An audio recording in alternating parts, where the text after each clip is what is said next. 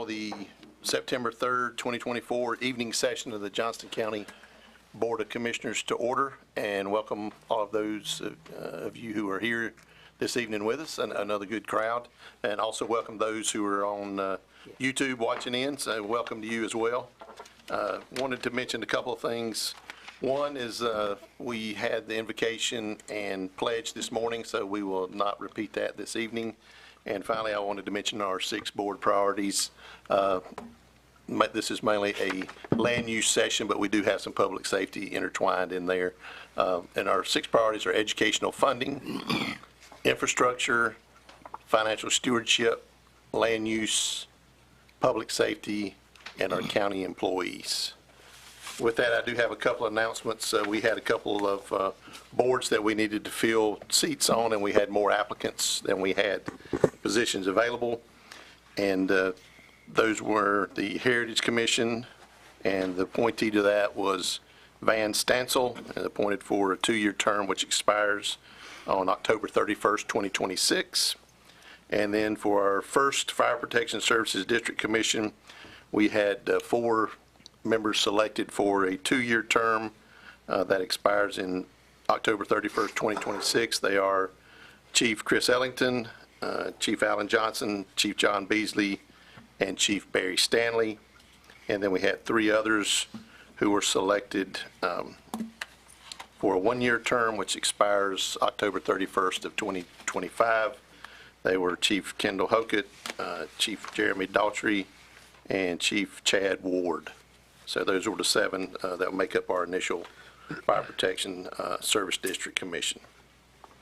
With that, we'll move on to the first item, which is approval of the agenda. Do I hear any need to change any items, or do I hear a motion? Mr. Chair, make a motion to approve the agenda, adding an item 2A for Northside Fire Rescue to the agenda. I second that motion. All right, we have a motion and a second.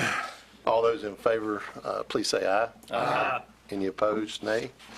All right, the agenda is approved. All right, next up we have public comment. This is for anyone in the audience who wishes to speak on an item that is not on the agenda. Is there anyone here wishing to speak to an item not on the agenda? All right, seeing no one move, and Madam Clerk, no emails, okay. All right, then we will move on to the Northside Fire and Rescue presentation. And do we have folks in the hall coming in? There we go. Coming in right now. All right, we have Ryan Parker here. Are you going to start it off again? Yes, sir. All right. Good evening, and thank you for having us tonight. I have with me Chief Philip Driver of Northside Fire Rescue and Director Kevin Hubbard of Johnston County Emergency Services. Wanted to share with the board that Chief Driver had approached Emergency Services team and the Fire Marshal team in 2023, requesting us to study a number of locations within their fire district. They are looking to purchase land to start the planning process of building another fire station within their service area.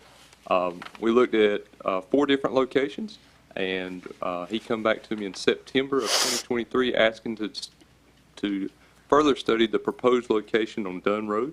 I believe you have a map in front of you showing that area. We studied it. Yes. We studied this location and found it to be a favorable location for a future fire station within his response area. The deployment analysis looks good for engine and service companies, and it also encompasses a number of 6-mile areas within the southern end of his service district. I want to turn it over to Chief Driver for any other comments on it.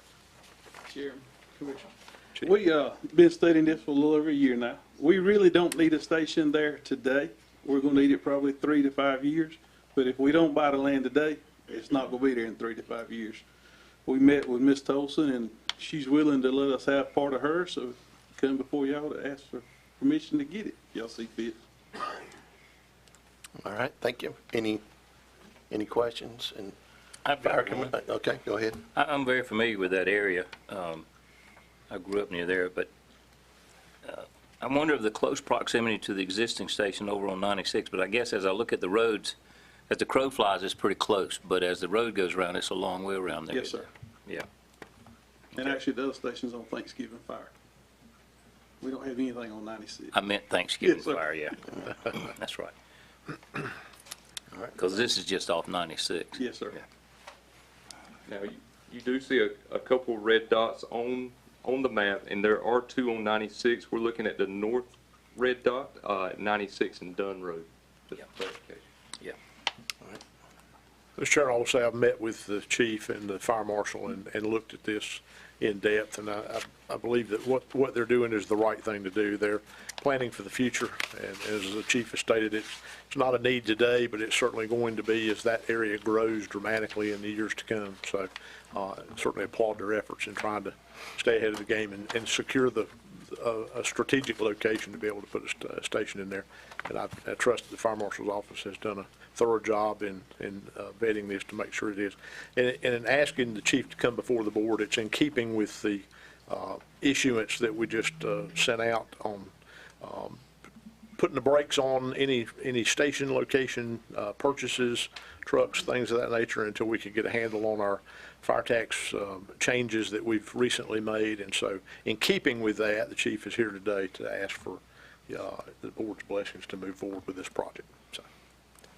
Any other comments, questions? And since I asked the same one this morning, I'll ask it of our staff. This has no impact on our other 14. Okay, We're This fine. is not going to have any impact on the rate, come closer. and as well as they're going to pay for this in cash out of available Okay. funds. There'd be no finance. Great, okay, just wanted to make sure. All right, anyone else have any questions? Do we need a motion to take care of this, or? No. All right, Okay. all right. Proceed on. Thank you, sir. Thank you, sir. Thank For y'all. your service. That's a good lot. It's open and flat. Good. Next up, we actually have two special use hearings, 2413 and 2414. And I will open the special use hearing. And is there any reason we can't swear everybody in at one time, or do we need to do that for each case? Because I imagine at least half of them are going to be the same ones. You can do it at one time, we just need to make sure that the witnesses that are sworn are the ones that are testifying. Don't do that. We'll do it, how about let's just do it separate then? No, that sounded like a good idea until you answered it, so.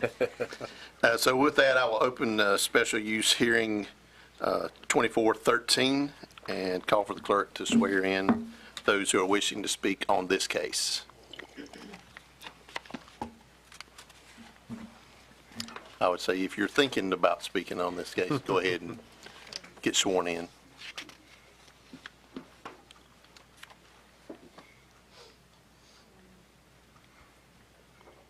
Do you swear that the testimony you're about to give before this hearing is the truth, the whole truth, and nothing but the truth, so help you God? I do.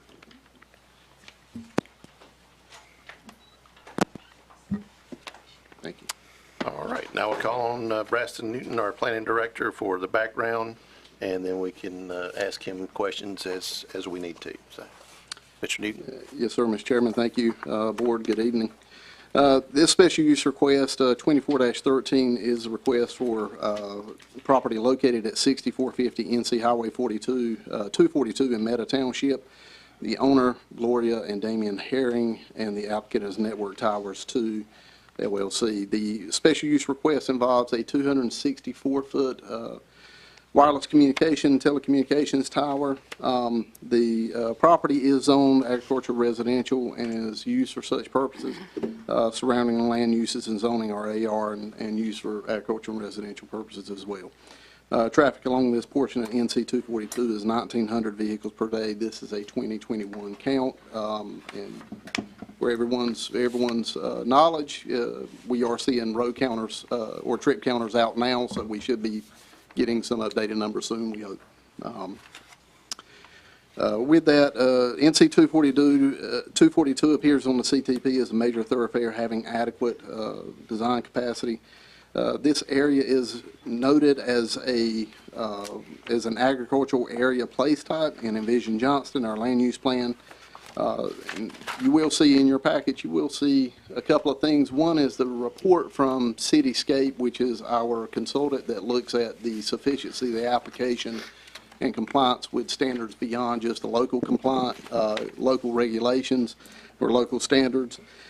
In addition to that, you should also have in your package the site plan, a full set of site plan drawings. I will note on sheet C2, which should be page 35, I believe, of your 124-page packet. Shows the tower height in that package as 265 feet. That is in error. That should actually be 264 feet. We did include the wrong C2 page in that. That was updated during the application process or the review process. Be glad to, I will say this, Planning Board, their role in this is only to provide a forum, a public forum, to give the opportunity to the developer of the site of the telecommunications tower to present their development for the community's benefit and give them the opportunity to ask questions, essentially just fostering a dialogue between the community and the developer. In that situation, they do not make any recommendation, and this is a standard that was changed with the adoption of Chapter 160D of the General Statutes. I'm glad to answer any questions you may have at this time. Any questions for Mr. Newton? How much land's in that tract, you know? That is a good question because we did not include that. It's not essentially a very large tract. I would have to, I'd say gauged on that size, it's. This looks like 14 and some 15 change. acres maybe, close. Yeah, is it the whole parcel or just the whole parcel's 14? It'll be a portion. It won't be the entire parcel. And they're just gonna put one tower? Yes, sir. It's a lattice tower or? It's a lattice top tower, yes, sir. All right, no more questions for Mr. Newton. All right, now we will ask for the applicant to come forward.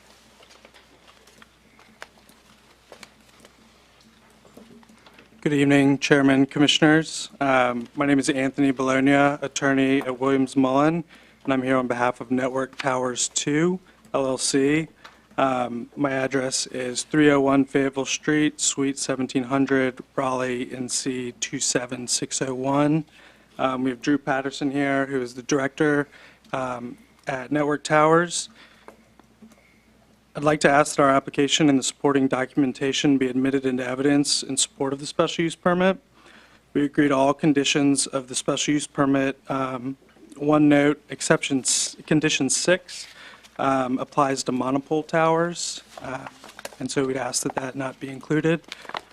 This tower is being provided to improve Verizon's service to the southernmost part of Johnston County. Similar to a previous approved site at the fire department at Jackson King Road, this site is located close to the county line with Sampson County. And in the absence of better service, 911 calls may be directed to the wrong county and will need to be transferred in order to get to the correct dispatching department. So I'd like to present our PowerPoint that we've prepared.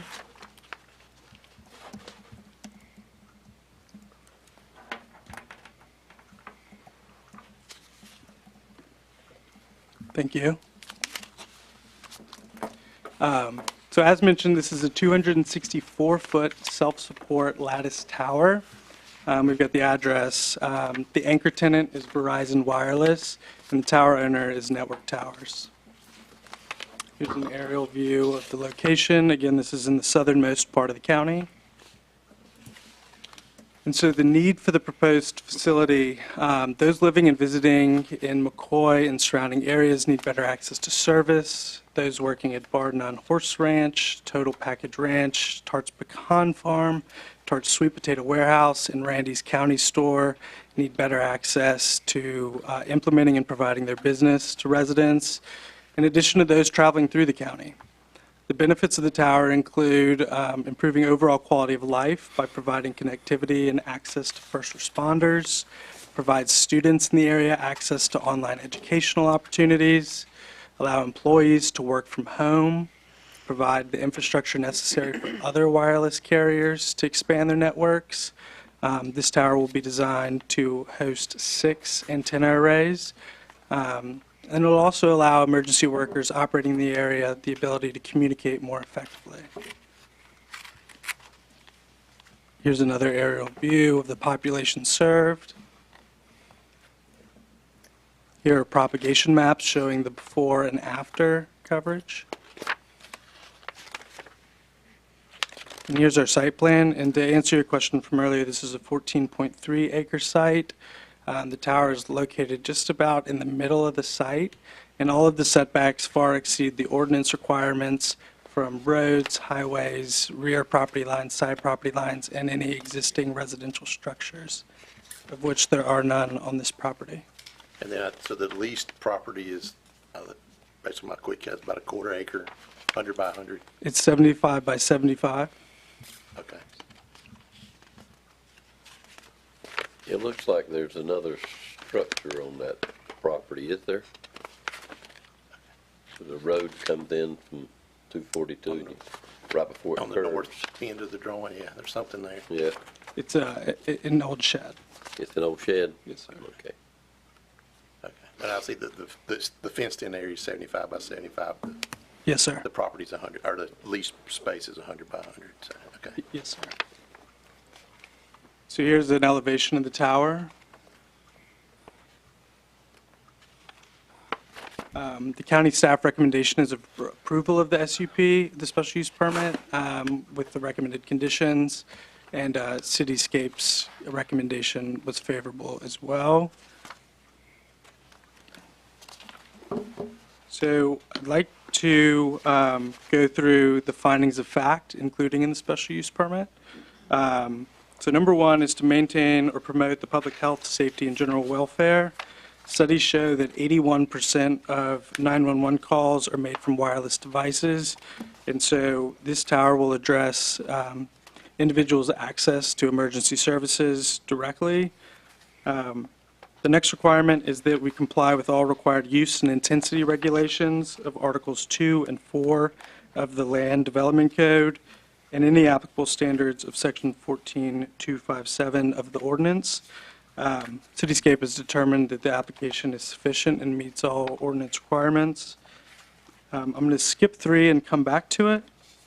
The last finding of fact is that the general plans align with the county's planning jurisdiction, the design manual, and other development policies as adopted by the Board of Commissioners. As Braston noted, the staff report indicates that the request is consistent with the designated agricultural area place type on the county's envisioned Johnston Comprehensive Land Use Plan, and is consistent with general plans for the county. And then coming back to finding of fact 3 is that it'll maintain or enhance the value of contiguous property. The proposed wireless telecommunications facility is a use that is a public necessity, as cellular use is the primary form of communication nowadays. And I'd like to call Michael Berkowitz to speak from a data point of view as to how the tower will affect adjacent and adjoining property owners. Thank you. Good evening. Good to be back in Johnston County. I was here for the last cell tower that was here, and what I provided for this study was the results of multiple quantitative analyses that I provided of cell towers across North Carolina. The quantitative analysis that's provided in your packet is data that I have personally gathered and been able to do that, and been able to go ahead and show the examples here that were conclusive as far as the impact of the cell towers in these situations. They include many rural and residential areas, just like this tower is, although not exactly the same, but they're adequate to be able to provide a conclusion for the analysis. I'd be happy to answer any questions about the data I've provided or anything else that I might be able to do. Any questions for Mr. Berkowitz? I don't know if it's for him or for the attorney. Do you know how many tenants are going to be on this tower? Any other tenants? I'll let him speak to that and make sure we do that. Go ahead. The tower will be, the anchor tenant will be Verizon, and then it'll be able to provide co-locations for 5 other service providers, AT&T, T-Mobile, what have you. Good. I'm happy to answer any other questions that you have. Any other questions?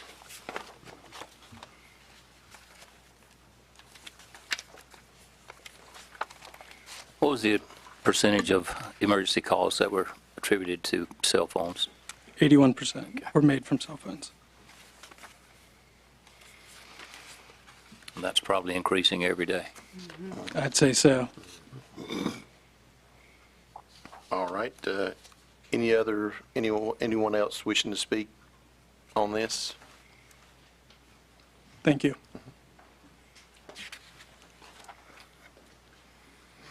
Hello, Susan Raybold with Cityscape Consultants. I just want a point of clarification from the attorney with regards to item number 6 that you said related to monopoles, because my report doesn't reflect monopoles. So can we I just want to get a point of clarification. Were you referring to the recommendations that we had on page 5 of our report? Because item number 6 is with regards to noise control and abatement regulations for noise. I just want to clarify what we're. I'll clarify. What it was putting the wires inside and covering the ports, and in the lattice tower, you may not have the wires running, the feed lines may not run internal. And have ports to cover. That was it. Right. We don't have that in here in any of our. Okay, then that it was one of the Conditions. initial conditions, I think. Oh, okay. I that was- believe it was the conditions in the staff report as part of the special use okay. approval. And that's what we picked That's what up. it in is. the It was staff there, report. yes, sir. So that's Yes. what that was about. Okay. So I just I'll making clarify that. It's been removed, so. Okay. It's not Great. an issue. Thank you. I just want to make sure we were all looking at the same documents. Okay. Thank you. Thank you. Anyone else wishing to speak? All right, then I will close the public discussion portion of the hearing and call on Mr. Newton to come forward and present the planning board's recommendation. Yes, sir. As a planning board does not act in an advisory role, staff recommendation is approval based on the responses and finding, we find that the applicant has met the findings, the 4 findings fact, and satisfied all design requirements and standards for development as specified in Johnston County Land Development Code, Section 14-257. All right, any questions for Mr. Newton? So if what I'm understanding is correct, the special use condition 6 is the one that, 6 would be eliminated Okay. because it's not applicable. Okay. That was an oversight. all right, anyone else have any questions? All right, we'll close the special use hearing and turn it over to the board for discussion and/or motion. Mr. Chairman, based on findings of facts as outlined by the attorney and special use conditions, I move to approve the special use permit as presented with the Second. deletion of number 6. All right, we have a motion and a second. Any other discussion? If not, all those in favor of the motion, please say aye. Aye. Any opposed, nay. Motion carries. All right, next up, we have case 2414. And I will now open the special use hearing and call on anyone wishing to speak to come forward and be sworn in.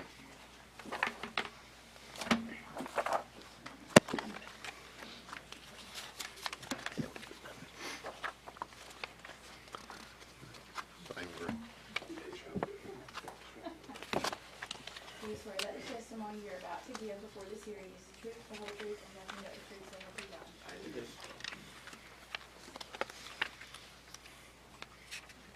All right, Mr. Newton, I have a feeling this is going to sound very familiar with different site maps here. It will sound very familiar, yes, All sir. right. So this is a petition, or case 2414 is a petition for, to request special use permit for property located at 13600 and 13600 block, BNC 42 East in O'Neill's Township. Owner is Michael J. Hokett, and the applicant is Network Towers 2 LLC.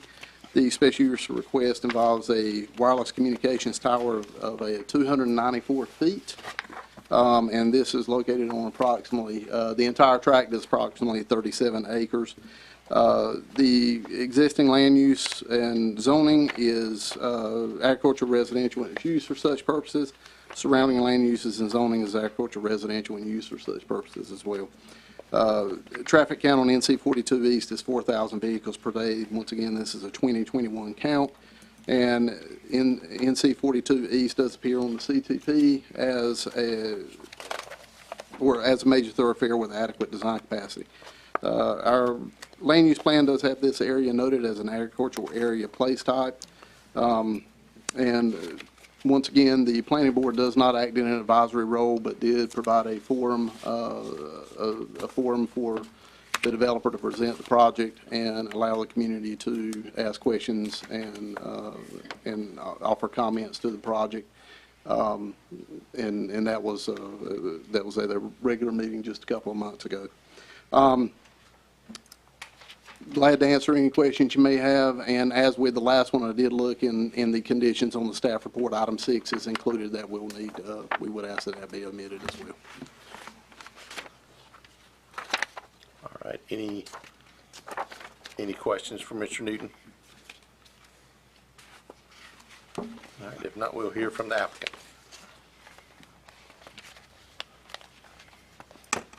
Chairman and Commissioners, my name is Anthony Bologna, attorney with Williams Mullen on behalf of Network Towers 2, LLC.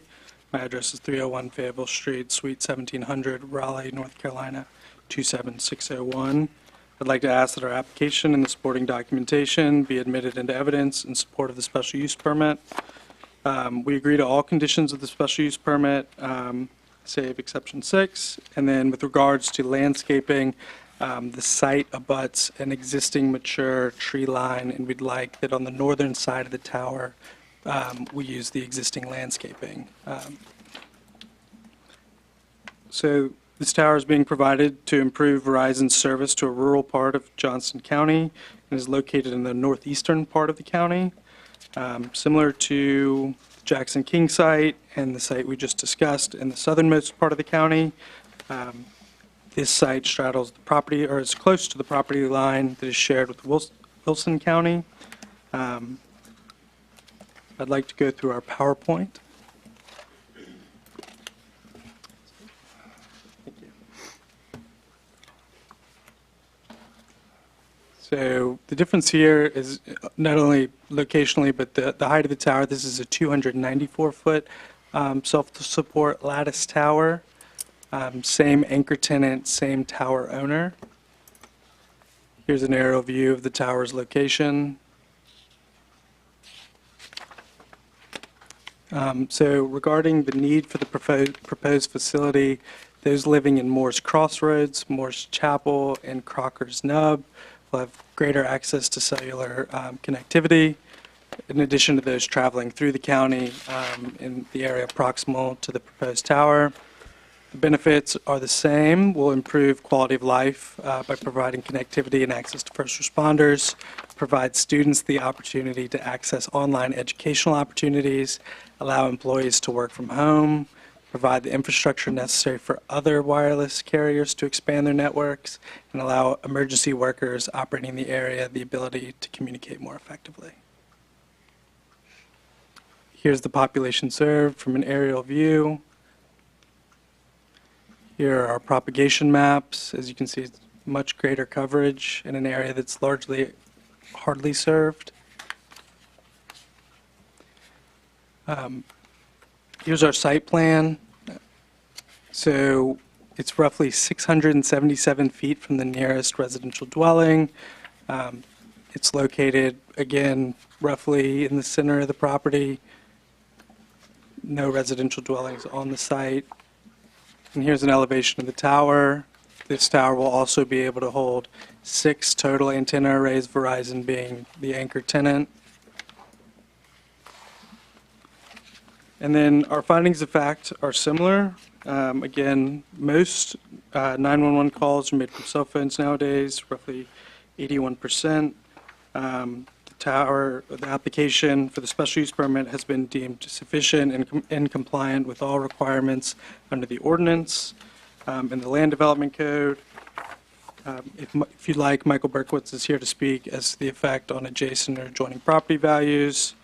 And similar to last time, this is an agricultural area place type and is consonant with the county's envisioned Johnston Comprehensive Land Use Plan, and is in line with what the plans are for the county as a whole. So I'm happy to answer any questions. Like I said, Michael Berkowitz is here to speak as well. His report is already entered into evidence. Sorry, his report is already a part of your evidence, correct? Yes, sir. Yeah. Yes, sir. All right. I don't think I don't need to hear from him again. No, I don't think so either. Okay.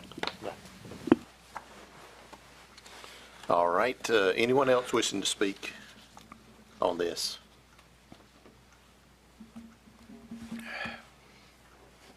All right, I will close the public discussion portion Thank you. and call on Mr. Newton to summarize and present the planning board's recommendation. Yes, sir. As it relates to 24-14 special use permit for a tower located in the 13,600 block of NC 42 East. Staff does recommend approval, finding that the applicant has met the burden with regard to the four findings fact, and that it is consistent with Johnston County regulatory standards 14-250 and 14-257. In addition to those federal and state standards, as well as evidenced by the Cityscapes report. Glad to answer any questions you may have, and we would recommend as well road meeting number 6, and we will concede to the change in the buffer on the north side. All right. Any questions for Mr. Newton? I don't have a question, I got a comment. I grew up about 1.5 miles as a crow flies from this site. And when I'm on the farm now and cut myself, I'm afraid I'd bleed to death before I could call somebody. We need this real bad. Is that a motion? We'll wait till I'll go ahead and, on that note, I will close the special use hearing and turn it over to the board for discussion and or motion. I feel like I've got a vested interest. Maybe I should recuse myself. Based on finding of facts and special use conditions, Mr. Chairman, I move to approve the special use permit. And again, with the deletion of number 6. Second. And does that include the buffer? I know you mentioned the buffer. We will concede the buffer on the north side. That'd be fine. Okay. Yes, sir. All right. That included in your motion and your second? Okay. Yeah. All right, so we have a motion and a second. Any other discussion? If not, all those in favor of the motion, please say aye. Aye. Any opposed, nay? Motion carries. Thank you. Yeah, we need that real bad over there. Yeah, we'll give them a second to, I knew there was a motion in there somewhere. clear the room there. There's more schoolhouses, not more chapel. More schoolhouse. Yeah.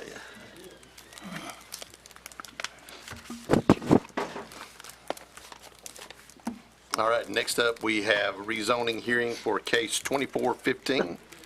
And I will call on Mr. Newton for the background and lead our discussion. All right. Yes, sir.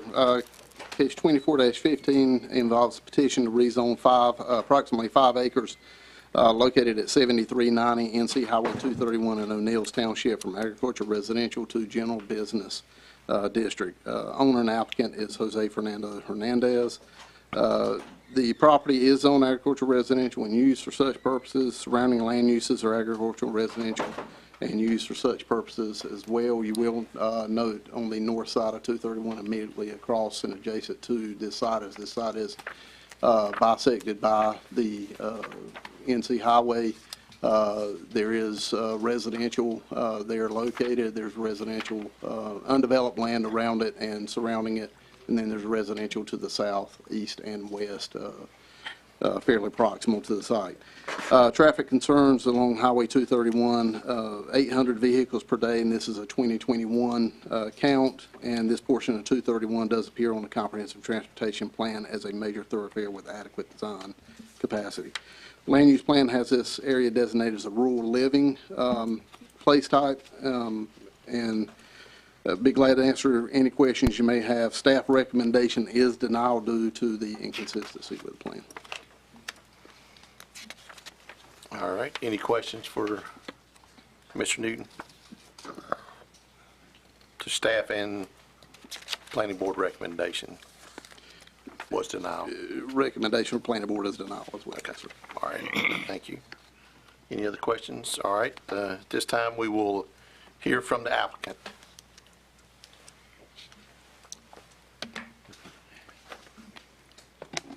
Hello. Good evening. Good evening.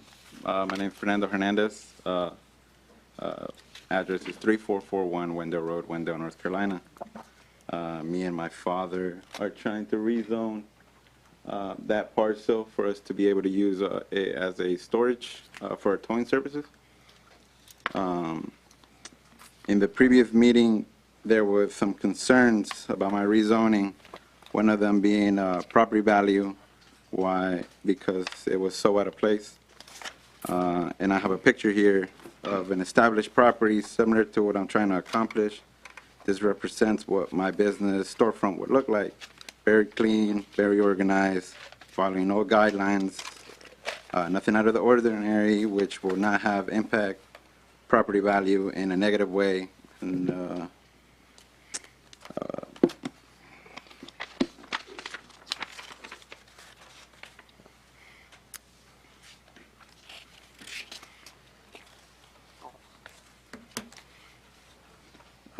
establishment will be fenced in all around, have provided screening and around the fence and landscape buffers all around the visible areas.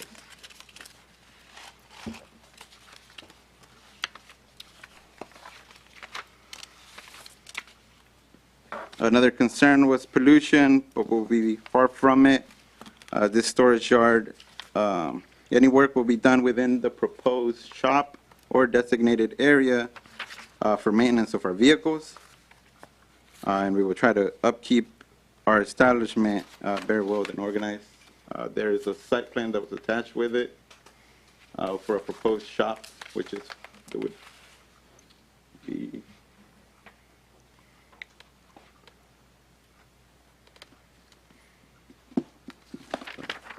there.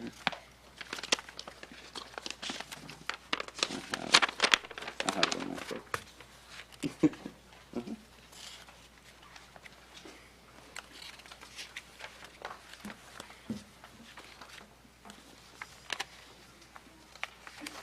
A little bit further down. Yeah,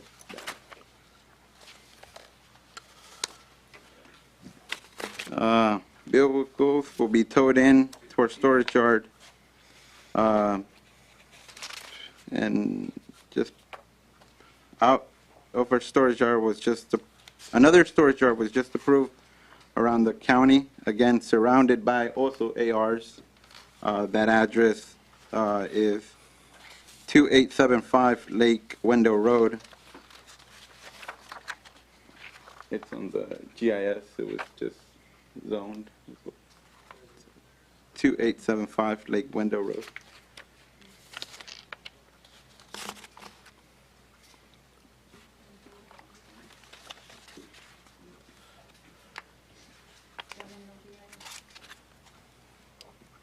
What was the question? No, we have it here. He's talking about another. He's talking about another property, and he's referencing what it may, or that there's another. So I will say that this is a general rezoning. You're talking about a very specific use, and the general rezoning is whatever's in that zoning category. So that'd be a question that I'm going to ask Mr. Newton here in a second. Okay. But you're talking about a specific use, and this is, you'll be requesting a broad use. So. Yes, when we try to zone, we misunderstood their guidelines, and they told us that it would be easier to zone the property than to get a zoning, like a special use permit. Conditional zoning, yeah. Yeah, so we got the wrong zoning, but it still would be used for the same purpose.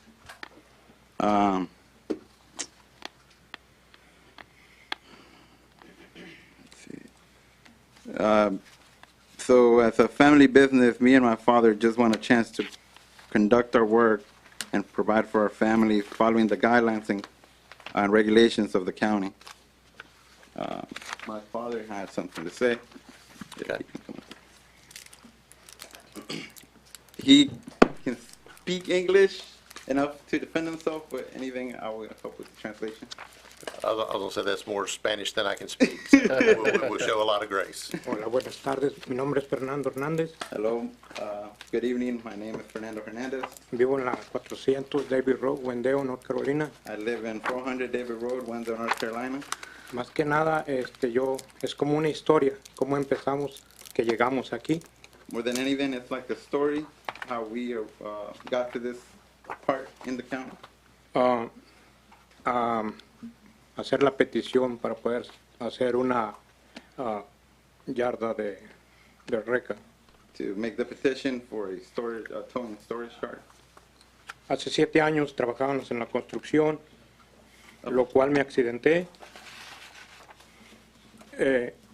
Me recuperé, seguí trabajando en la construcción.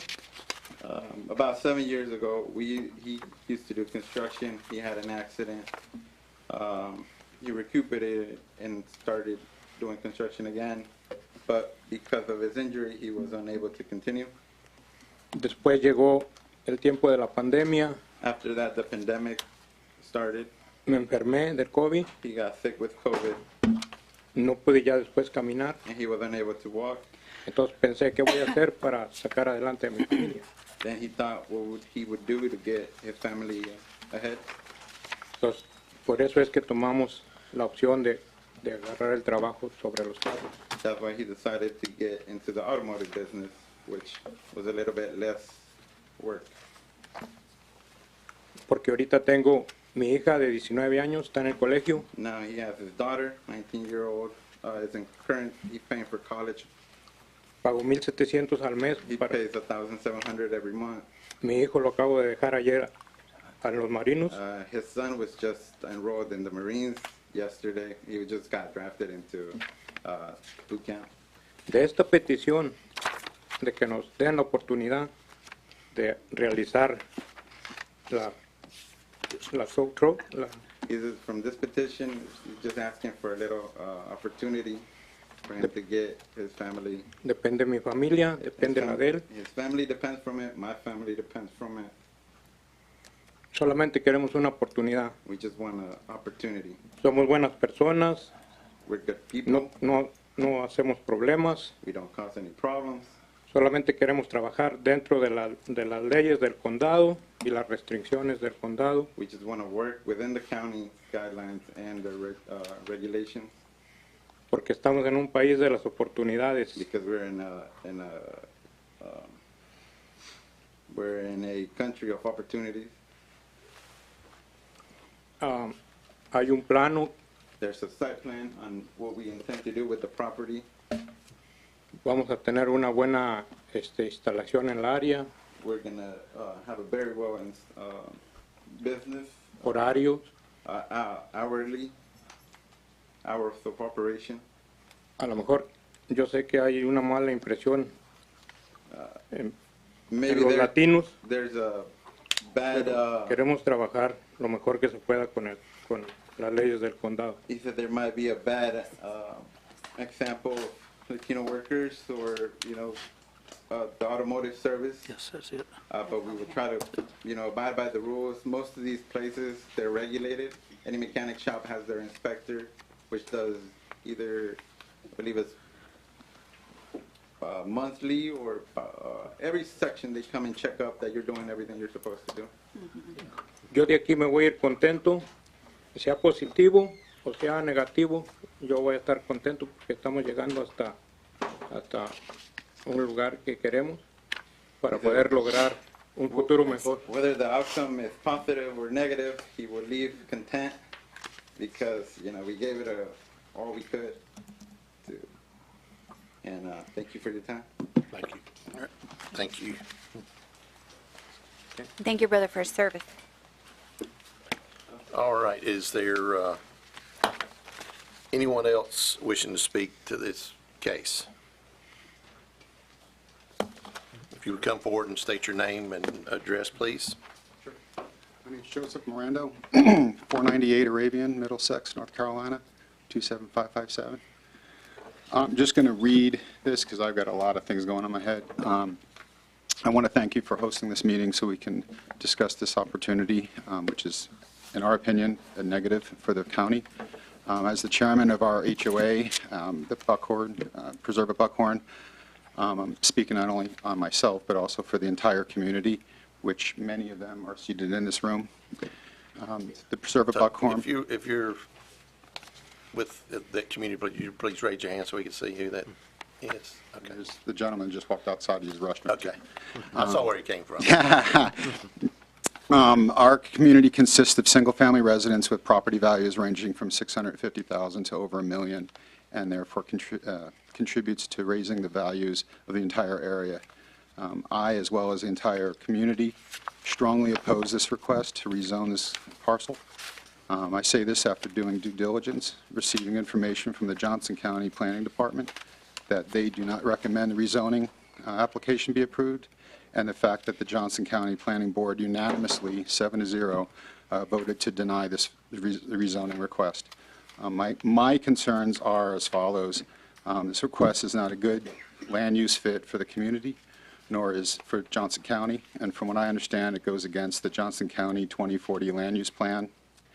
General business zoning, there are no guardrails, so we don't know what type of business actually could be put there. It could be anything from 1 minute it's a tow truck, next thing it's a junkyard, next thing it could be a store, it could be anything, and there's, again, no control over that. Incorporating a publicly accessible building off of Highway 231 in our area would not only increase traffic, but it would increase noise and light pollution, but it also increase the potential for accidents because there's no turn lanes for any businesses. There's a school bus stop within 150 feet of this proposed area, which has possibility of children being affected, accidents, and so on and so forth. The potential contamination to not only Moccasin Creek, Flowers Hill Reserve, and Buckhorn Reserve, but also the federally endangered species that reside in that area. We also have well water. We're worried about if this can contaminate the well water because if it's a junkyard, things spill, whether you're trying to contain that or not, it does happen, as well as the slope of that property goes right into the protected area.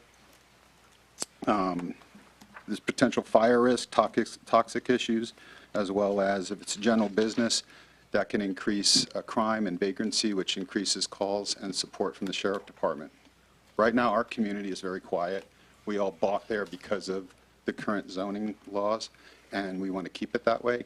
So hopefully you will take into account all the community that has taken the time to come out here, as well as the planning department and the planning board's recommendation of not approving this. Thank you, ma'am. Thank you, sir, for your time. Thank you, Mr. Miranda. Thank you. Anyone else wishing to come? Yeah, which? My name's Christopher Bracken. I live at 2109 Whitley Road, Middlesex, North Carolina, 27557. My property is the property that's right at the very back of it, and I can tell you that from my elevation to 231 is probably about 50 feet of elevation drop.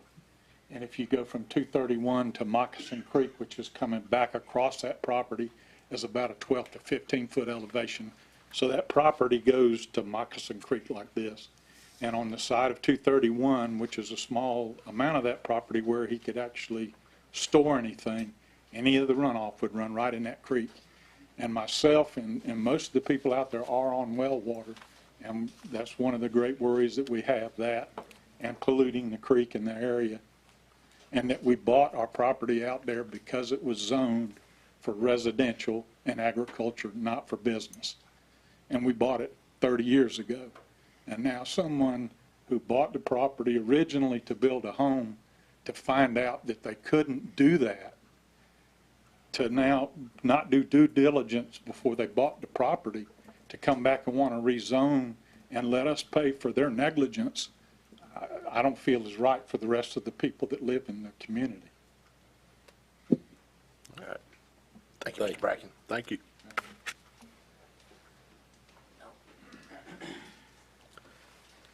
Good evening, Chairman, Commissioners.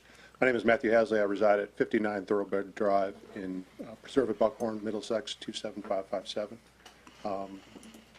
Our entrance to our neighborhood is across, adjacent to the property. I think Jay pretty much spoke for all of us here, but I just wanted to come up and also, Mr. Hernandez spoke about having a clean, visually appealing property when he was done and does this storage yard. I didn't get a chance to print it tonight, but our concern is about the negligence that he's shown historically with previous properties that he's owned, getting violations from city, not being able to follow the rules. And there's a fence currently under construction at the front of the property. It does not resemble anything that we were shown on the picture of what the property would look like. I have it on my phone if you all want to take a look at just a snapshot of the photo, but it's obviously a concern of ours following the rules. Likewise, what Jay said, our concerns about the environmental impact, the impact on property values, the land use, it's just not, like Jay said, everybody bought their property there with the idea that it was going to be residential. That property was purchased with the same intent, and now that story's being changed. So we just are here kind of in unison, asking you guys to just make that decision. Hopefully we don't have to deal with this there. So that's all I have. All right. Thank you. Could you spell your last name? Hasley, Hasley. Okay. Thank you. Thank you.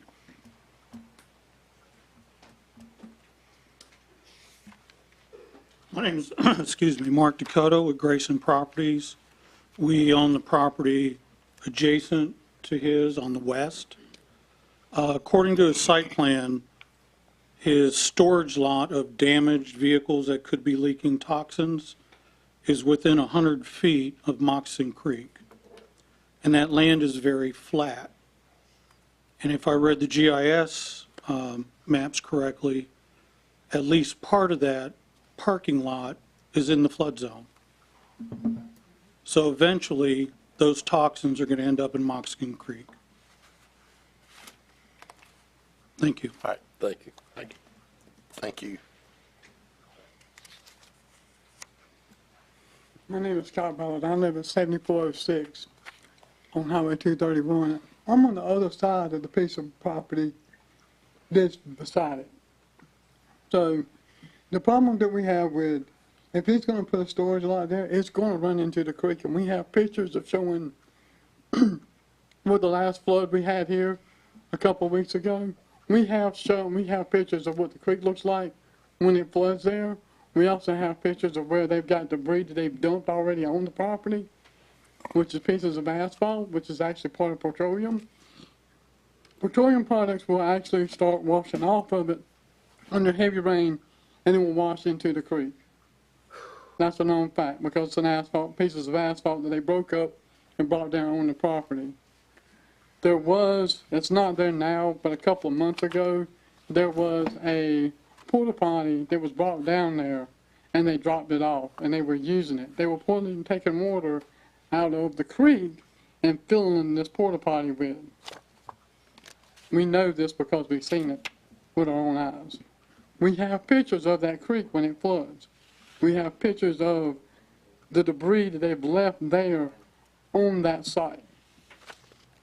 And I can show you the pictures. I don't think that's necessary. Yeah, I don't think that's necessary. But I also know that being that it's going to be right beside my property, all of that rainwater is going to wash into my yard. That's going to kill my grass. That's going to kill my trees. That's going to affect all my landscape. All right. Thank you. Thank you. Thank you. I'm Tammy Moody. I reside at 7406 NC Highway 231, Middlesex 27557. The property, we have two properties actually, and the other one is right beside of it. It's 7414 231. Both of the properties, as they stated, on his part, when the land is slanted, and halfway up there, we have an actual map that shows it's a flood zone. It's a 100-year-old flood zone on this property. It's on ours, it's on his.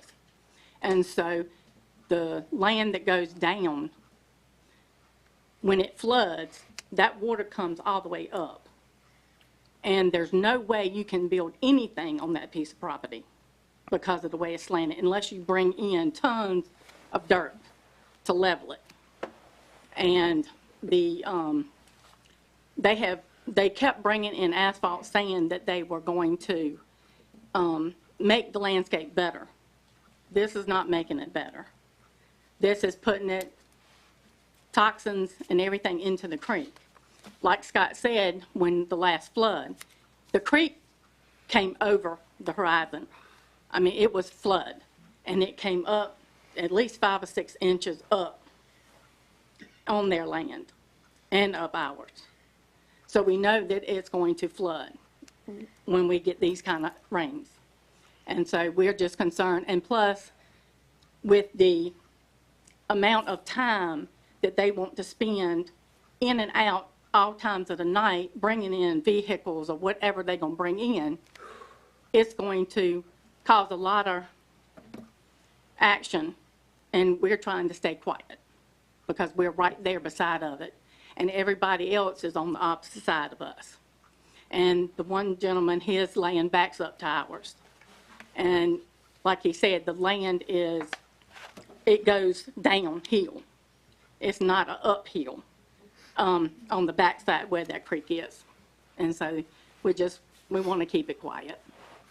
All right. Thank you, Ms. Moody. Thank you, ma'am. Is there anyone who has any other, I think we've heard the environmental issues, the neighbors, and other things. So is there anything new? I think we've heard the gamut of those, but anything new that you want to provide? If you do come forward, if you don't, I think, like I said, I think we have heard enough. I understand. My name is Gloria Gonzalez. His property, on the map, it was adjacent below. Last year, he came to us and he wanted to come through our property. We have animals. We bought our property maybe 30 years ago. We do have well water. And we told him no because we have animals. We have horses. And we've heard from everybody else that it wouldn't be a good idea for him to go through either or side. The state stops at our road to maintain. And the road that we use, we have to maintain, Mr. Tom, ourselves, and it wouldn't be a good idea to go through either property. But he wanted to come through our property, and we didn't think it was a good idea. Okay. Thank you, Ms. Gonzalez. Okay. Thank you. Thank you, ma'am. All right. Anyone wishing to speak that in support? We've heard opposition. Anyone wishing to speak in support?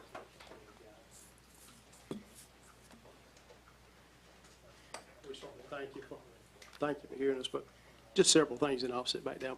My property backs up. If you would state your name and address, please. My name's J.W. Doyle, D-O-Y-L-E. And if you would keep it to things we haven't heard. 568 Arabian Drive, Middlesex. The Corps of Engineers takes care of Moccasin Creek, which backs up to me. There's endangered mussels in there as a result of the reservoir that went in and flooded additional property. I have often had the game warden, those people have checked to make sure there's nobody down there. We don't need to mess with that creek. Same thing, less than a mile from us, we got 102 houses going up right this minute, right this second, with the track builder. I figured roughly 200 more cars a day, roughly, coming right down that road. We got an issue there with a little road, and of course, we don't do the utilities first, as we probably should. The other thing, I did have an opportunity to ride by this gentleman's house, and I don't think the environment there is something that anybody in a residential neighborhood would enjoy, the environment that's around this particular group of people. Thank you. All right, thank you. Thank you, sir. All right, if there's no one else, I will close the public discussion of the meeting and call on Braston to come forward and summarize and present the planning board's recommendations. Sir, as it relates to case 24-15, rezoning property at 7390 NC 231 from agricultural residential to general business, planning board does offer a recommendation of denial and offers a consistency statement to that same effect for your consideration. Okay, I forgot to mention, we do have 4 emails in opposition to this. I think Mr. Miranda's was one of the 4 in here, but I did want to state that for the record. Any questions of Mr. Newton? I just want to clarify again. So this is a general rezoning. Yes, sir. And could you list, I know we've talked about a specific or towing storage, but what are some of the other uses that could fall under this So general use?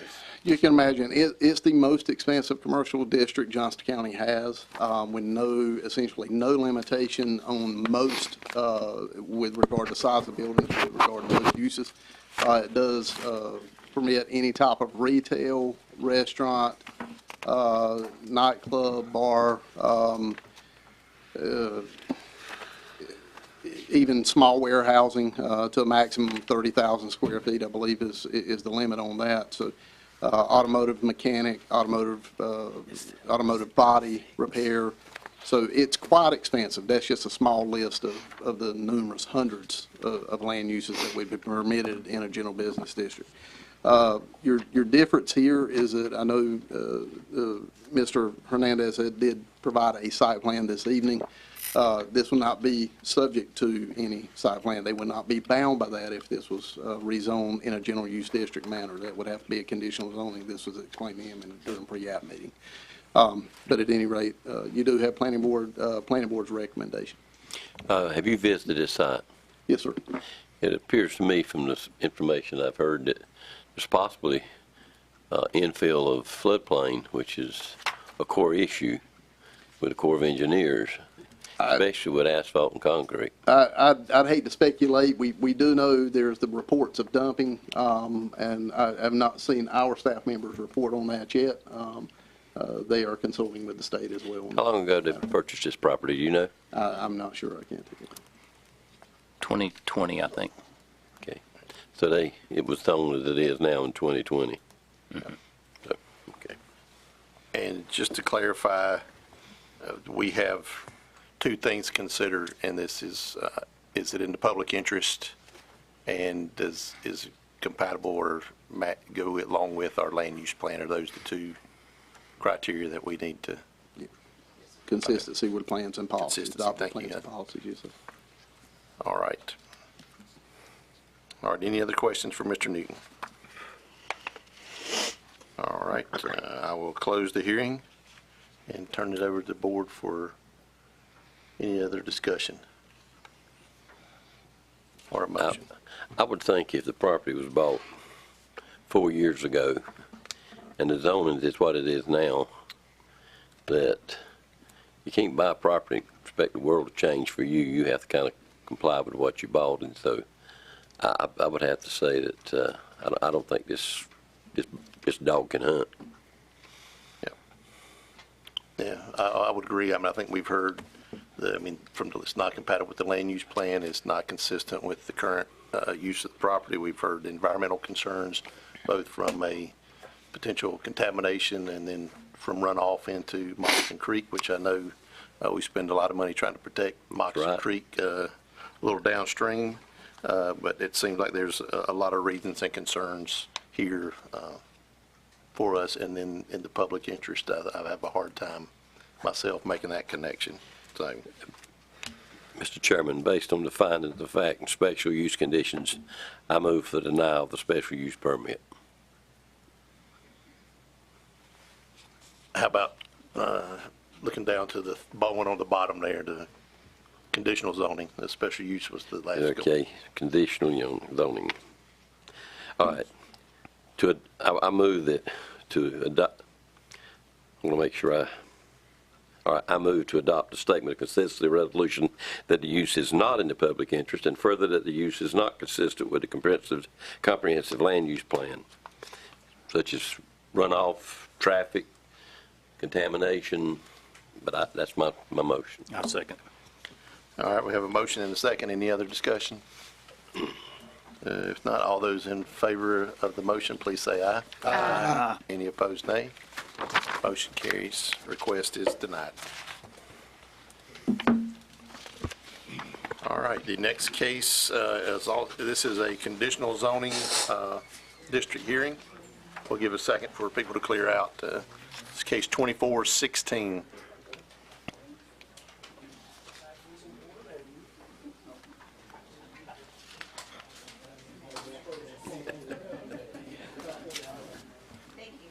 Okay. Yes, ma'am.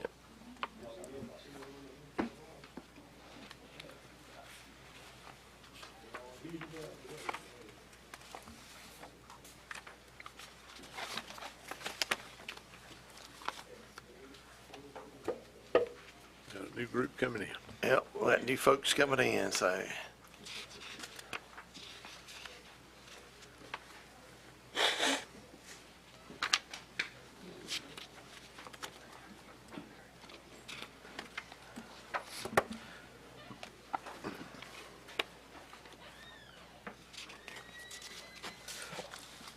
All right, Mr. Newton, we'll turn it over to you to present the case background.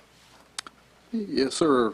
Case 24-16 is your next consideration this evening. This is petition to rezone 1.09 acres located at 873 Strickland's Crossroads Road in Bentonville Township from agriculture residential to general business conditional zoning district. Owner Parker and Harvey Anderson, and the applicant is Andy Anderson. Conditional zoning request involves specific land use, a country or general store with a future grill and agricultural equipment repair. As I said, this site is zoned agricultural residential and is currently, the property is currently vacant. This building sited on the property is a commercial building and it was not intended or originally built as a residential dwelling. The surrounding land uses and zoning are AR and used for agriculture and residential purposes. This portion of Strickland's Crossroads Road has a traffic count of 1,000 vehicles per day. This is a 2022 count, and it does not appear on the comprehensive transportation plan as needing improvement. The property is located in an agricultural area place type as noted in the county's comprehensive land use plan. I'm glad to answer any questions you may have. There is included in your packet a site plan. In addition to that, you will see in the staff report a series of conditions totaling 11 associated with the request. Was this building a store before? To some effect, yes, sir. In some time. All right, any other questions for Mr. Newton? All right, we will ask the applicant to come forward and present information on their case.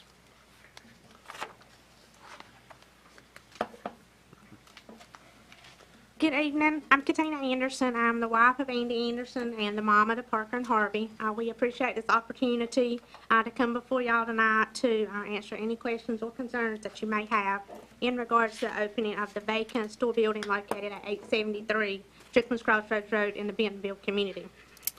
This was originally built in the late 1970s, and it operated many years as a country store, a store that I grew up going to as well as our boys, a place where you can run to, pick up some basics without having to run to town. After changing hands many times throughout the years, and of last opening was more a restaurant than a store, and closed in 2019 and has remained closed since. We would like to bring life back to this little corner and be able to provide our community and those passing through with some of the everyday essentials that they need without having to travel to town.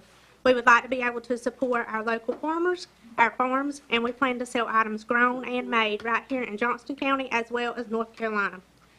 We plan to have a grill for you to stop in for a biscuit, a burger, or a hot dog.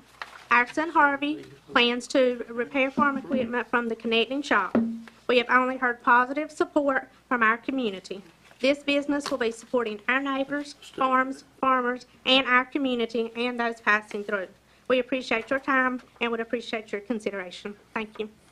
All right, any questions for Ms. Anderson? How extensive is farm equipment repair? I mean, Are you gonna do light repair? Are you gonna rebuild engines? I'll let Harvey answer that. I'm Harvey Anderson. Do I need to tell my address? Go ahead. Okay. Yes. I live at 2091 Joint Bridge Road, 4 Oaks, North Carolina. Most of my repairs are done on site. I have a service truck.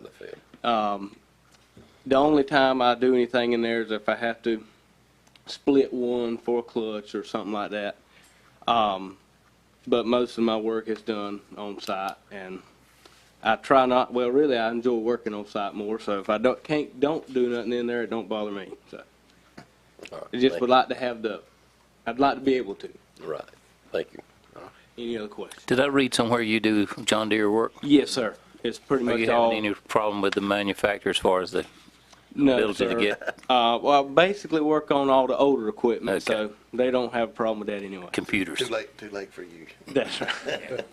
No, I know that a lot of farmers are up in arms because they can't work on their own tractor. That's right.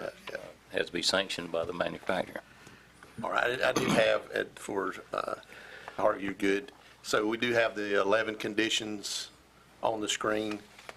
And Ms. Anderson, are you, I guess, I don't know if this needs to be, does it, They have all read the conditions on the screen. and they're all agreeable to those, y'all are? They should have been the same as the planning board, yeah, I don't think, we haven't changed anything. Can you blow that up a little bit, Susie? Mr. Anderson's taking the last look at it, so, there you go, thank you.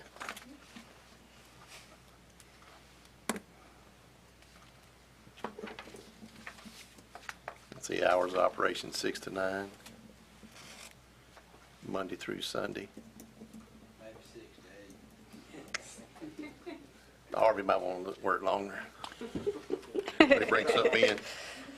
Said it had to be inside or behind a fence. Yeah, so y'all are, are y'all agreeable with those 11 conditions? I got a little problem with the buffer, but.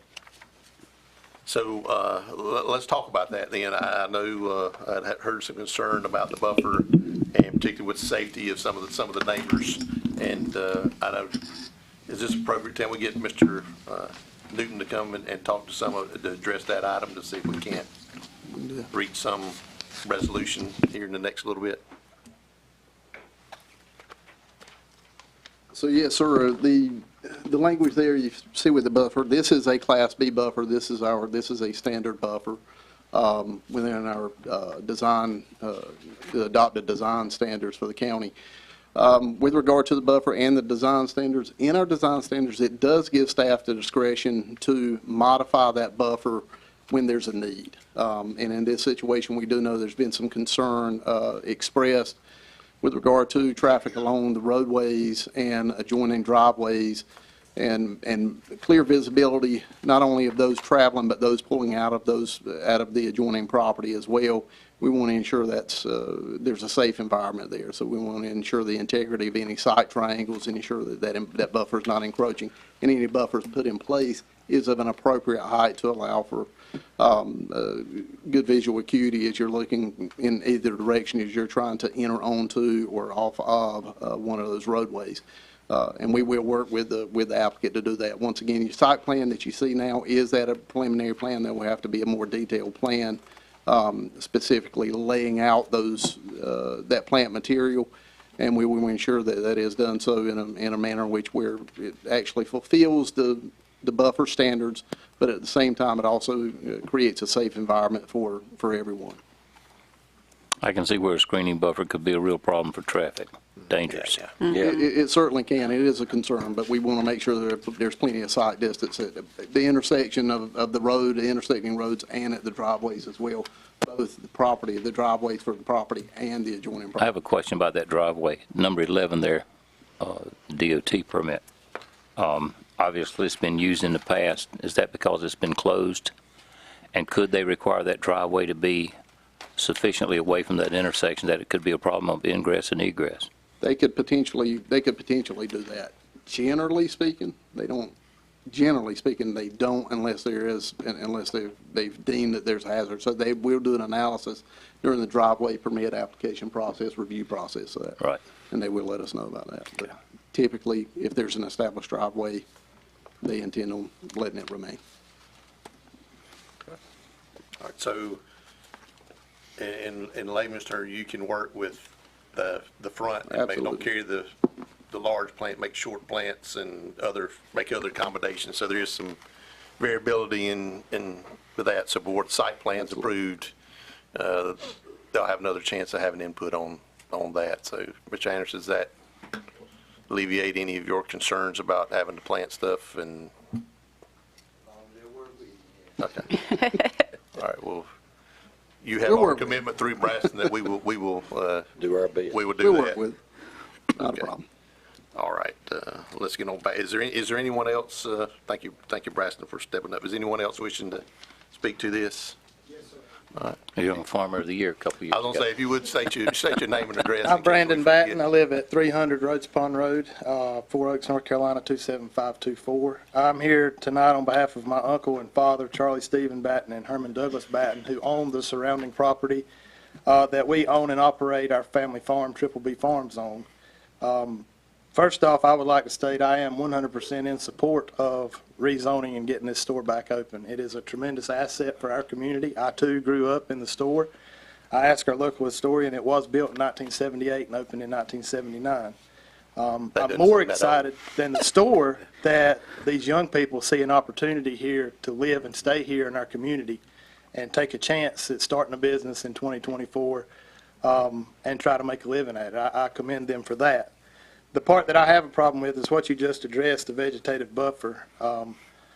My main concerns are, as Mr. Newton and you stated, the safety. Our driveways, I don't know if you pulled up the map, but our driveways border their property lines on the west and south side. Today, we were in and out of those driveways about 80 to 90 times, as we are from June until October. This is the heart of our farming operation. And sight lines for equipment and trucks hauling commodities in and leaving to go get more are very important, both for my employees as well as passing motorists. My second concern is the infrastructure. This property has power lines pretty much exactly over the property line on the west and the south side. And the power lines on the west side not only supply the electricity for the heart of my farming operation, but also the majority of the residents of Rhodes Pond Road. I had to look up what a vegetative buffer type B was in the design manual, but 2 large trees greater than 35 feet in height, 3 small trees, and 9 shrubs per 100 linear foot would inevitably interfere with these lines and cause potential problems in the future. My other concern was for the drainage between our property and the property in question. The grading and the lay of the land has the water flowing between our property and theirs, just the way the land falls to the road ditch and then kind of across eventually to the creek. As you all know, if you have any ditches that have been maintained or have to maintain them, when you have a tree, they get clogged up with leaves. I don't care how much you rake the leaves or rake the pine straw. It happens, it can impede water flow and cause other problems. As for the screening that I read in this design manual, on their south side where all their utilities are located of their property, 125 foot of that 172 foot property line is screened by the back of our shelter, so it's not visible anyway unless you walk back there to see it. The store is not new to the landscape. It has been here my whole life, and I'm excited to see it open again. I guess I'm here to ask you for an approval of the rezoning with an exemption of Condition 7 in its entirety and leave the landscape as it is. Thank you. All right, thank you. Anyone else wishing to speak to this item? All right.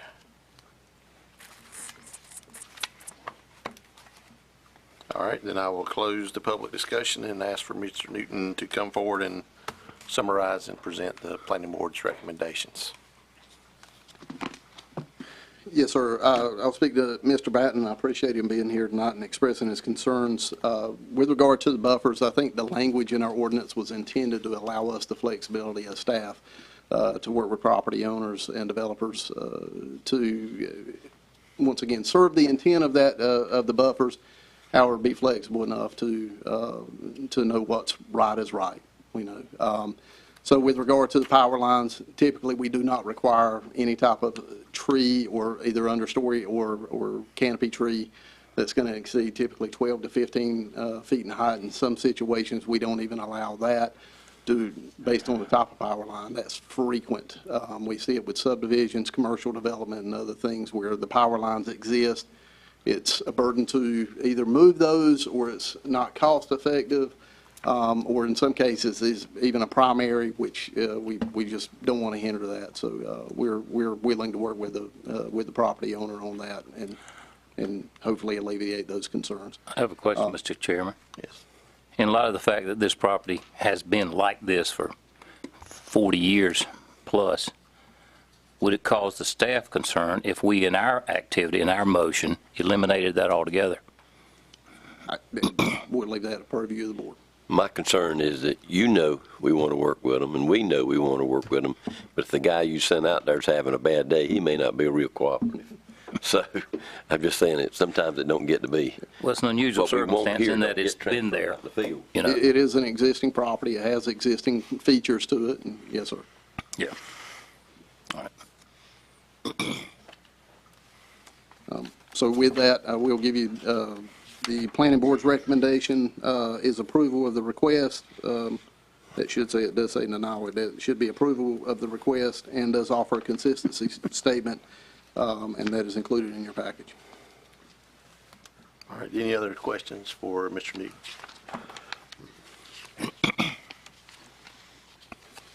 All right. And so I guess before we ask the applicant if they agree, we've got to discuss what we want to do with Number 7. Number 7. I say let's take it out. I do too. You've already got natural buffers there. The property's not been significantly changed. The purpose of what the property's purposely designed for has not changed. So, and we've heard safety issues for the traveling public and for the farmers. I don't know, sometimes in our best effort, we think we're going to do good and we mess things up. So I say let's take it out.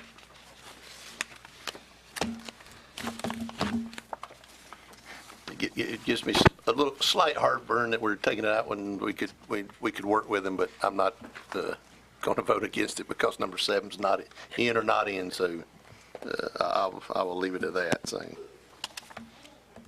I think we all have the same intent. I just don't want to waste ink and time. all right, then I will go ahead and close. Oh, I mean, so are we taking it out? Let's just. Well, we put it in the motion. Well, we got to ask them to make sure they agree with it first thing. You agree if we take it out totally? All right, here we go. That'd be like asking Brevard if he likes the fire tax. Mr. Chairman, Okay, yes, sir. I'm not opposed to taking it out, but the comment that if we send a staff member out there and he might be agreeable to doing what is necessary to meet the needs, he's got somebody he answers to back here. So I think that is a bit of a stretch to say that we're going to have an employee that's going to overturn the will and intent of the board. Got the time to get that done. Well, the man right there, somebody on his staff it's going to be approved before it goes out in the field, so it's not going to be a field call. I don't think on it, so.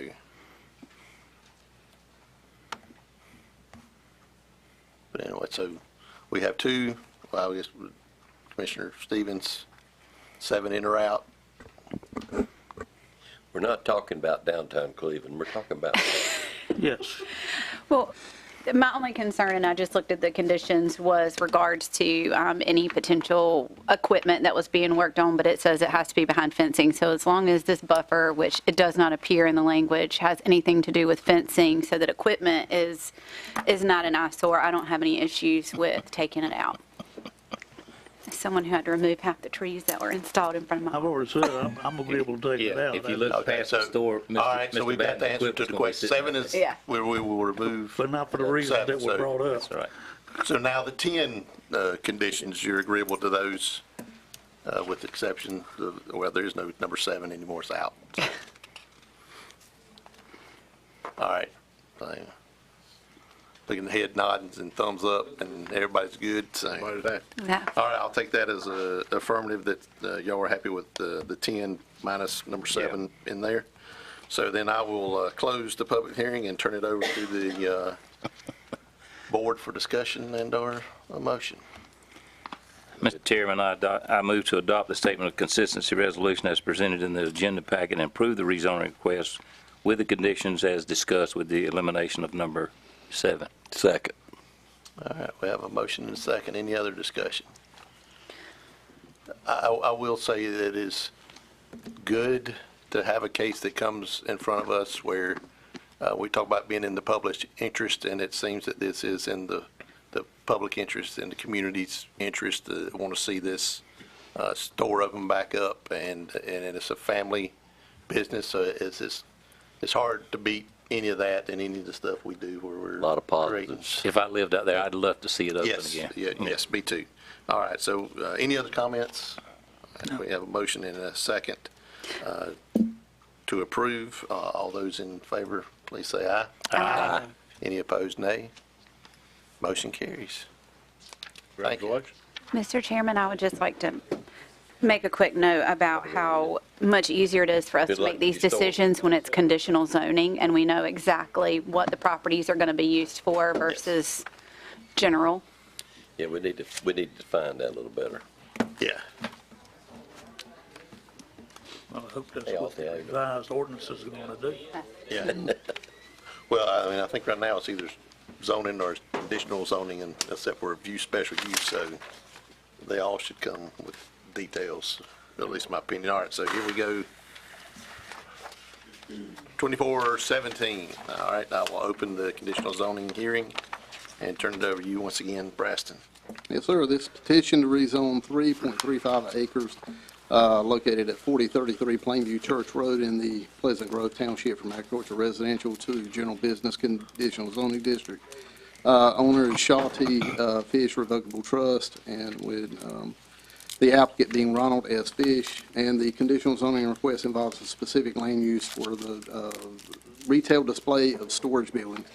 The property is on agricultural residential and used for such purposes. Surrounding land uses are agricultural residential and used for such purposes, and agricultural conditional zoning, which is a cell tower nearby, and that was converted from the legacy special use district some time ago. It was not a recent tower approval. Traffic concerns, this portion of NC 210 has a traffic count of 8,800 vehicles per day. That's 2021 count, and Plainview Church Road, 1,000 vehicles per day, and that's a 2019 count. Land use plan identifies this area as a low-density residential place type, and you will have in your package a site plan that's been provided.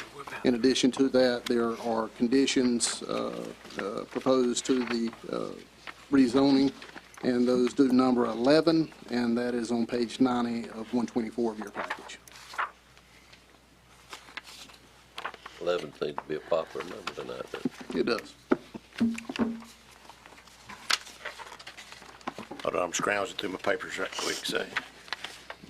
Any questions for Mr. Newton?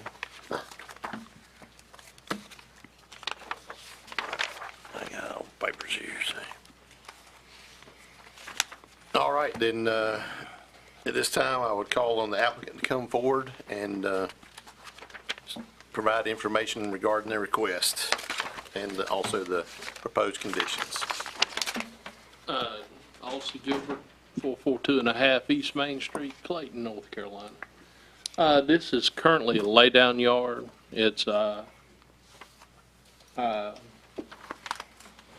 used for currently to lay down where they were building water lines, sewer lines and stuff. Johnston County was using it. The gravel's already there, and so basically what they're going to do is use storage buildings and that sort of thing that are already built. They're not assembling them on site, just a little shop or yard people can ride by and look at them, buy, purchase, move them out.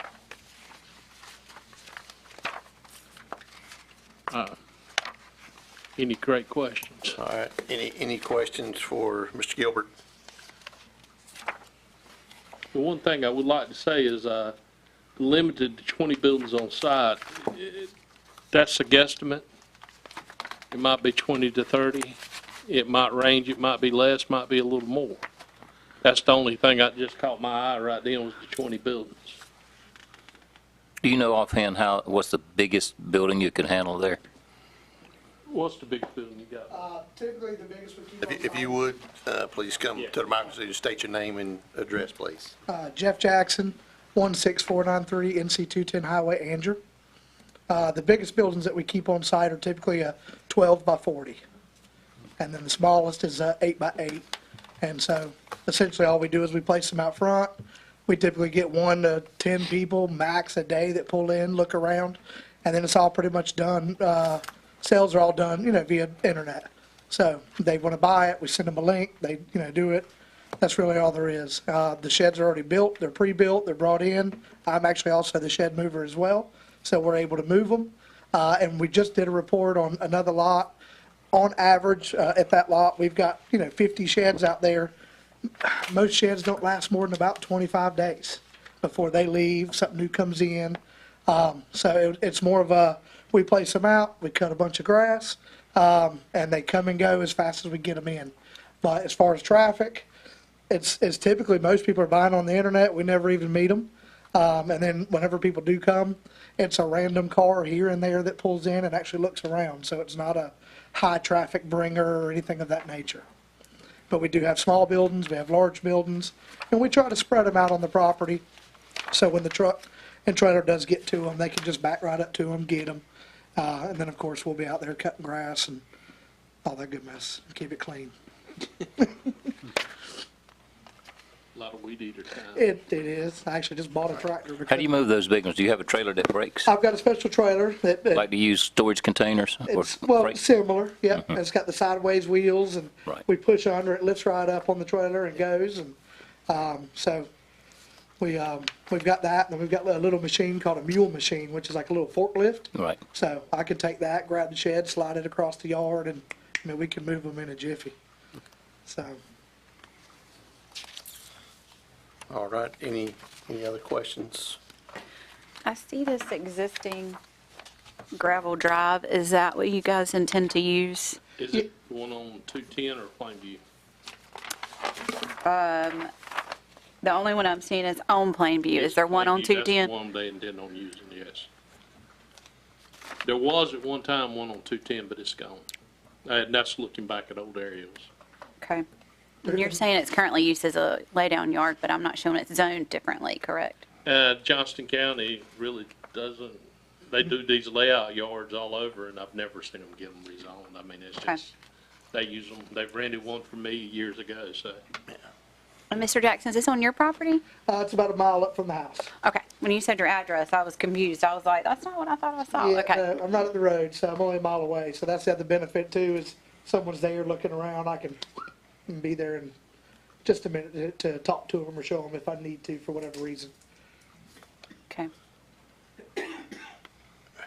And it's currently zoned AR, and that's maybe a question for Stephanie, and it's, the land use plan calls for it to be low-density residential? Yes, sir, that's correct. Okay. All right, sorry for that side question, but any other questions of the applicant? I have a question about the driveway. It looks like it's very close to the intersection of Plainview Road and the other highway.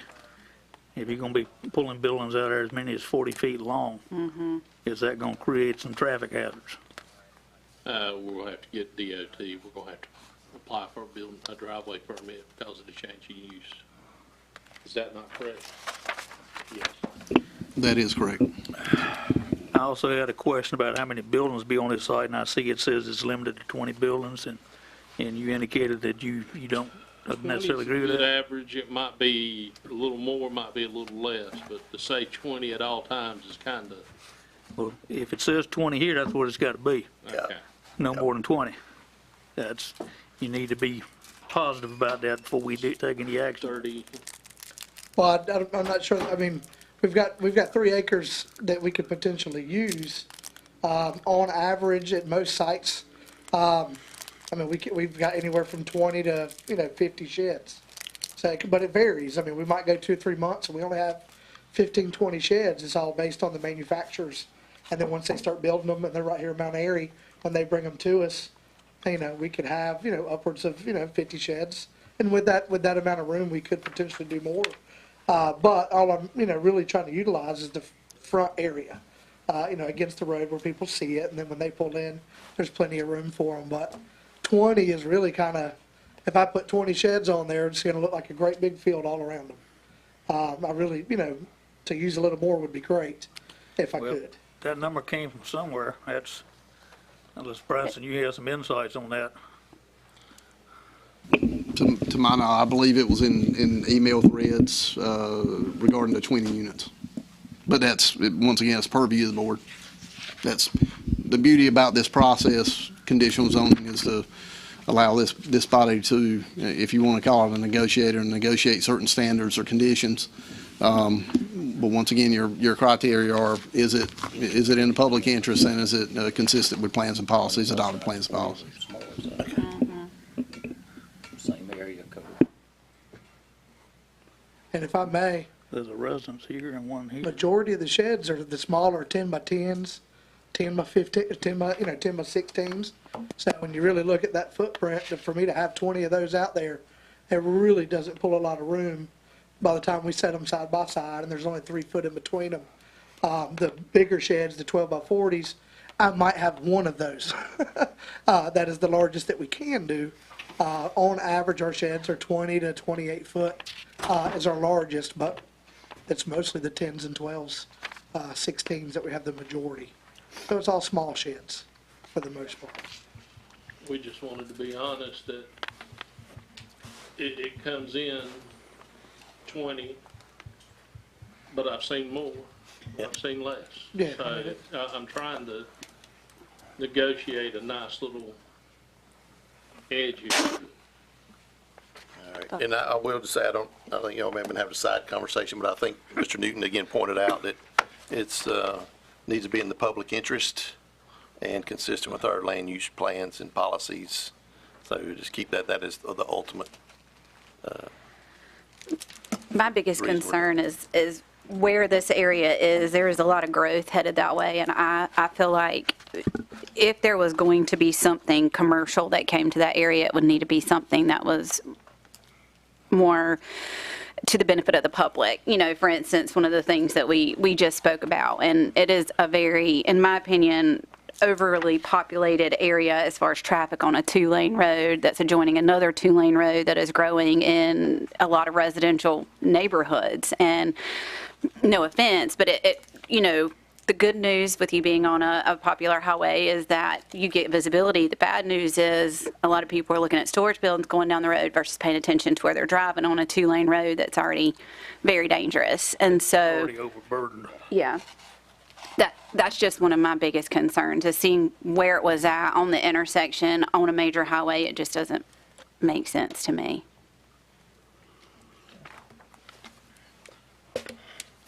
Any other questions for the applicant? And so I guess your request would be to increase that maximum from 20 to 30. 30 would be the only request I would say. I mean, yeah. Yes, please. And can I respond to the last question? On that road, and I know what you're saying, I live there.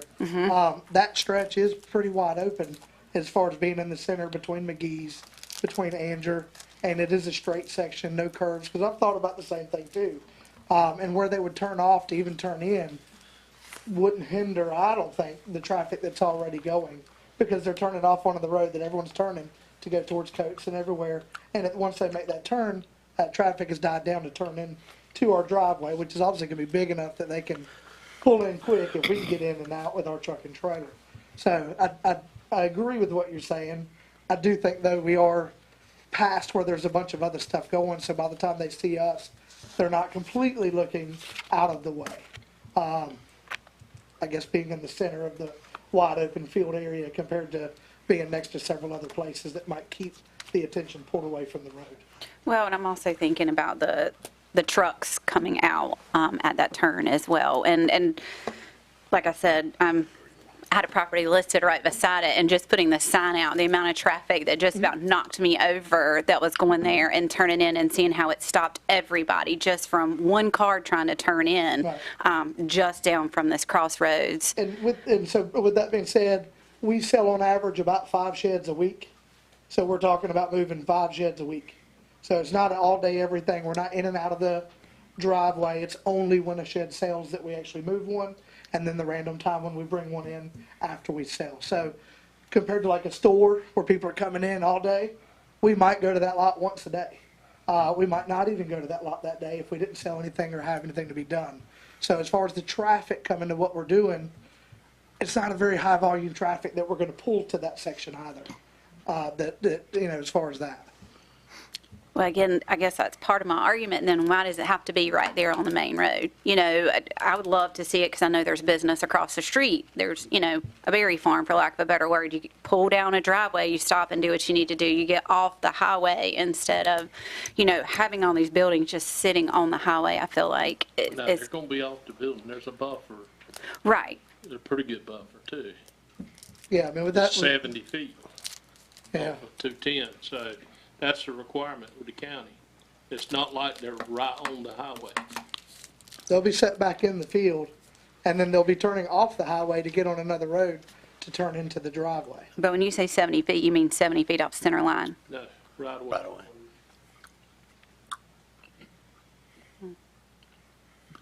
If you're worried about distraction, anything on a lot could be a distraction.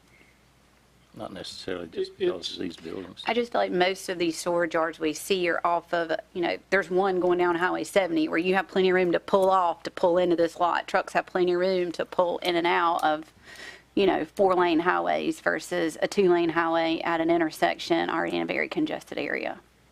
Yeah, but any vehicle that turns onto that side road's got to deal with the same thing, whether it's there or not, because the driveway's off the side road.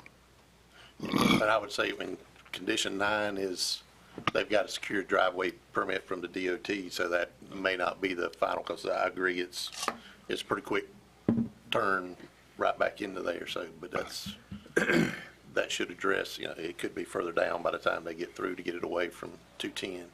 I'd imagine where they have the stone now, it's going to be further back where we put put stone for the driveway, which wouldn't put us at the road. And on the map, it looks close, but it's really, I've got plenty of room to pull out with a truck, a 40-foot building, and still be straightened up in that lane before I get to where I need to turn, even from where it is now. And the trucks we use are like dualies, like a F-350 with a trailer behind it. So it's not 18-wheelers, it's not anything of that nature, but yes, with the shed on the back, it does. Yeah. It can get long when we have the big ones, but they're very few and far between compared to the small little 10-by-12 or 10-by-12.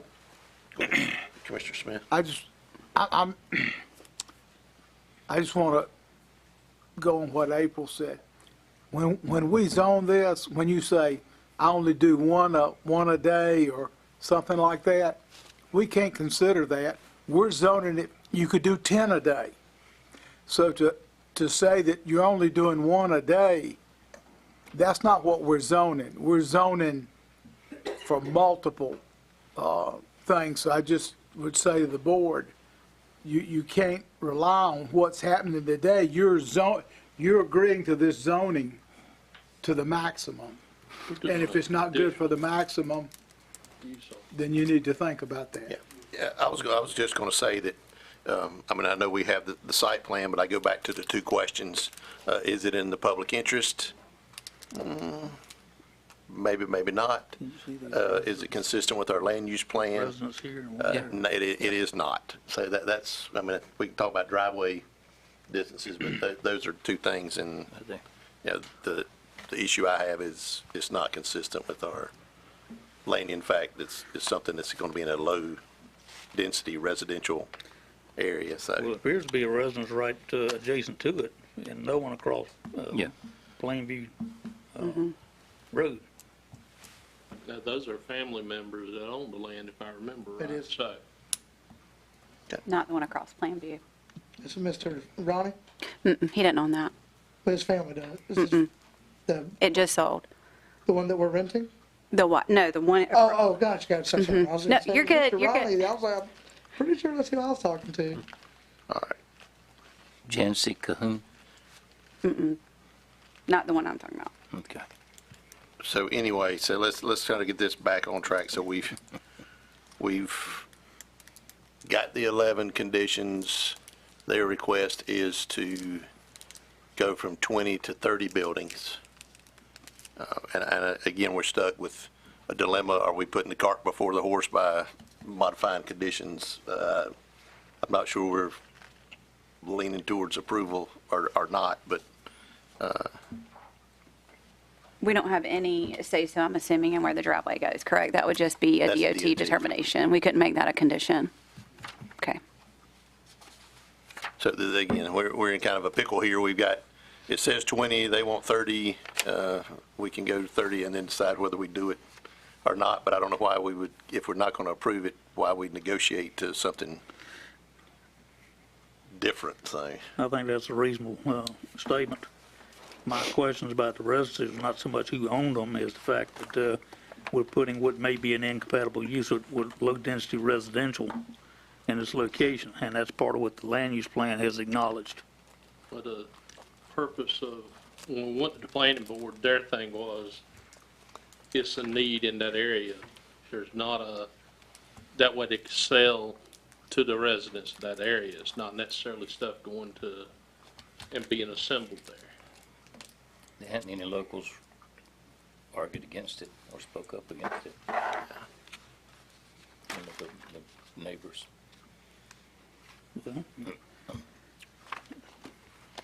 Set the precedent. Yep, so what are we, let's look at are we wanting to move from 20 to 30?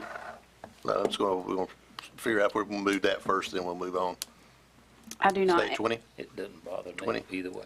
Well, I'm looking here at the minutes from the planning board, says that the applicant agree with all conditions written in the report. I mean, they So agree 20, to it. 20, 30, 20. I'm 20, okay, so condition 11 is going to stay at 20. We're committed to the 20, so we're going to leave it at that.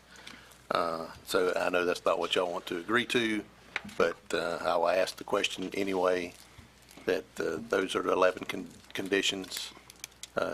Do you agree with those? I don't have a You choice. just have to move them in faster. Okay. All right. So we have those 11 conditions. So with that, I will, is there any, I guess there's no one else here to speak to that, so we will, Unless Adam's against it. no, well, there's a gentleman sitting behind Adam, so we'll do that. So we'll close the public discussion portion of the hearing and call on Mr. Newton to come forward and summarize and present the planning board's recommendation.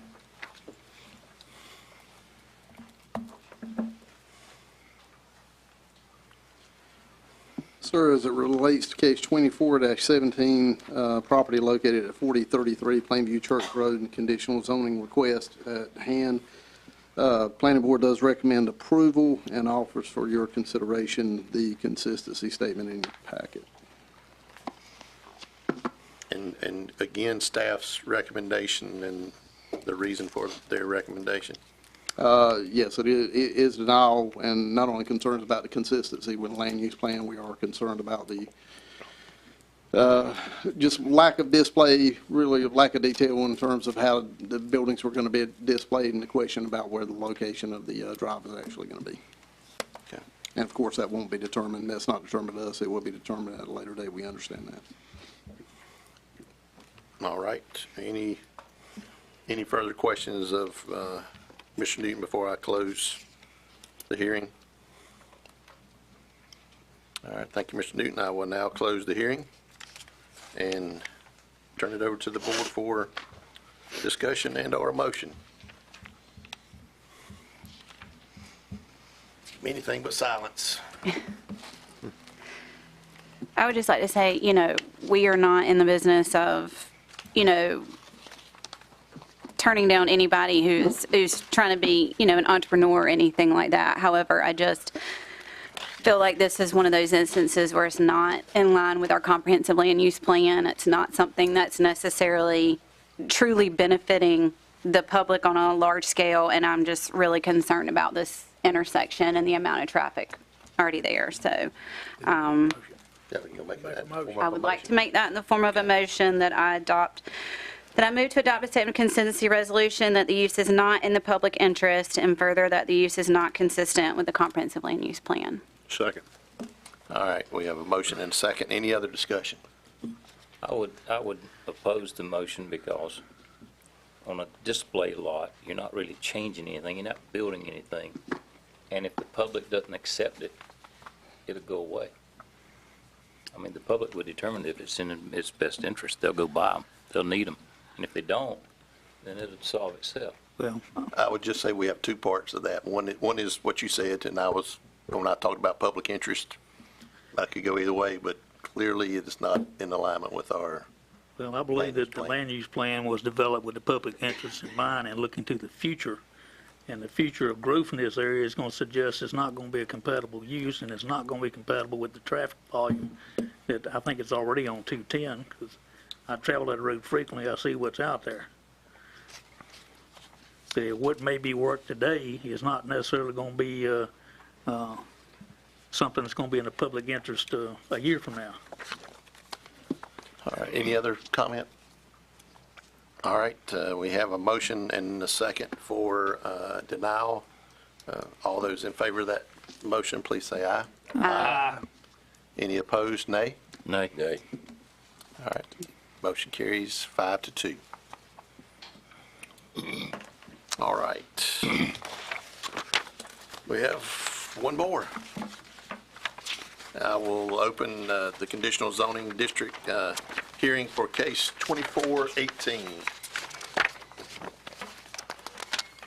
Yes, sir. Case 24-18 is a petition to rezone approximately 8 acres of a 34.12 acre tract located at 17343 NC 210 in the Pleasant Grove Township from agricultural residential to general business conditional zoning district. The owner is Danseth LLC. The applicant is Dan Beauchamp. The conditional zoning request involves a specific land use, and this is indoor storage. If you would want to say mini storage, I guess, would be an appropriate term. Existing land use property is currently vacant and undeveloped. The surrounding zonings and land uses is AR, and it's used for residential and agricultural purposes. AR conditional zoning, and this is nearby the previous consideration, and there's a cell tower nearby. Is an existing cell tower, and then a I-2 SUD, and this is or conditional zoning district, and this is a legacy solar farm that is nearby as well. Traffic count for this portion of NC 210 is 8,800 vehicles per day, and it does appear on the CTP as an existing boulevard needing improvement. Land use plan identifies this area as low-density residential, as a low-density residential place type. You do have in your packet a site plan that was provided by the applicant, as well as in the staff report. You will see the conditions as noted, and there are 12 for your consideration.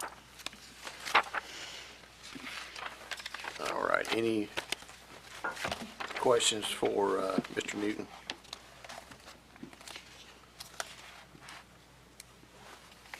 And I was just trying, and I didn't see, on the plans, is there any information regarding I see the wetland, but is impervious surface or anything with this?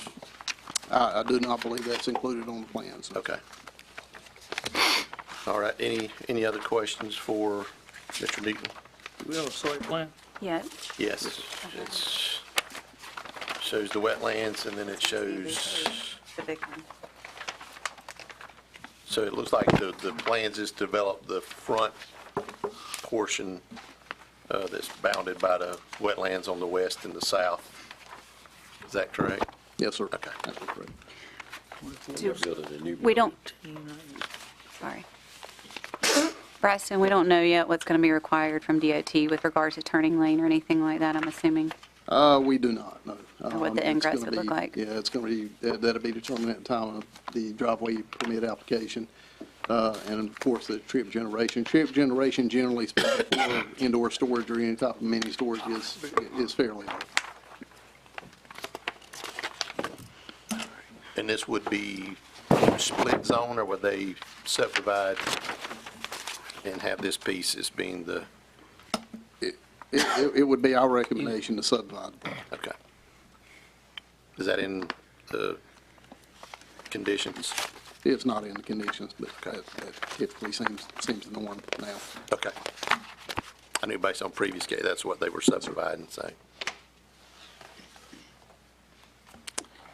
All right, no more questions? I have a Oh, question. yes, go ahead, Mr. I'm reading the applicant's questions. It says the project is intended to blend into the existing natural beauty of the land. No land will be cleared with a 20-foot setback along the property lines. Now, is that talking about the setback or talking about the land will be cleared for these buildings? Because this site appears to be majority wooded on the aerial view. Yeah. I would defer to the applicant to respond to that. All right, any other questions for Mr. Newton? All right, then I would call on the applicant to come forward and present any information you feel relevant to your request. My name is Dan Beauchamp, or Dan Beecham. My family's owned this land for about 15 years. We're finally in a position to maybe do something with it. There's 34 acres. We only want to, at this point, take 8 acres of it and make it into, I think, a special use. We had a soil investigation done. We had a wetland assessment done. And we took this information and went to an engineering company, and they came with a determination that the best use for this would be for storage units. How we think storage units would benefit the community is this allows people to put things that they don't use on a daily basis, that they only use on temporary basis, that allow them an access to where they can store things, furniture, clothes, various other home things, family memorability, other things. So we think that's the benefit for us, for what we think how we're benefiting the community in that regards. We did took in consideration this is a rural area, and we purposely designed the location of these buildings to be offset quite a bit, about 150 feet from the road. So as you drive down the road, if you're offset, like it's not going to be, it'll be visible, but it's not going to be just dominant in the landscape. We also made some environmental considerations during the design. We wanted to go to a pervious material for the roads, pervious for all around the buildings. And there were 2 purposes for that. One was to possibly reduce the runoff, and to hopefully, we don't know until we get into the calculations whether we'll need a storage, a pond, but if we did with a pervious, it would be a much smaller pond. We also wanted to, again, be environmentally friendly, and we intended to put some solar panels or solar generation, solar energy to offset whatever electrical demands we're going to have for the indoor storage. We always intended for this to be done, that the working hours, opening hours, would only be done during daylight hours. This is not, we don't want to have people over there during the night. Many of these units are 24/7. That's not our intent. And I think in the special use, it's pretty defined. We're okay with changing the intent to reduce, number 4, to reduce the number of hours from 10 o'clock down to 7 if you choose. We're okay with that. Yes. We do not have any intent to be open during the night. During the technical review hearing, we had one neighbor presented an issue regarding the lighting. They were concerned that the lighting from our plant or our facility could possibly impede on the small house, that's the only house that's along that road. So I went back to the engineers, and we've come up with a plan where we're basically that we're going to eliminate the possibility of the lighting impacting that neighbor. And I can go into more details if you want about that. but our lighting is going to be situated differently where we do not have any light shining on their property. And we have a buffer. This is all wooded, so our plan all along, which is subject to change, of course, is to come off the property line 20 feet and leave it all natural, as it is right now, with the bushes, the trees, all of that. So we're not going, that's our plan. If the county decides to put more, we can. But right now, our plan was to just keep it natural as much as possible. And to give a screening, a natural screening is our plan.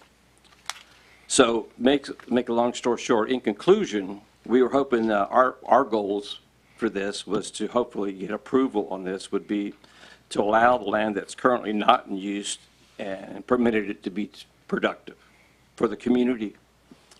Provide residents the availability to store materials temporarily and create engineering and construction jobs and provide the county with additional tax revenue. That concludes my comments. All right, any questions for Mr. Beauchamp? Yes, Beauchamp's fine. Okay. Yes, I'd like to ask a question regarding your road access. Mhm. What is the relationship to the power easement that's on this property? It's in the easement. It's in the easement? Yeah. That's our preliminary design. We've had some discussions with Duke about this, informal discussions.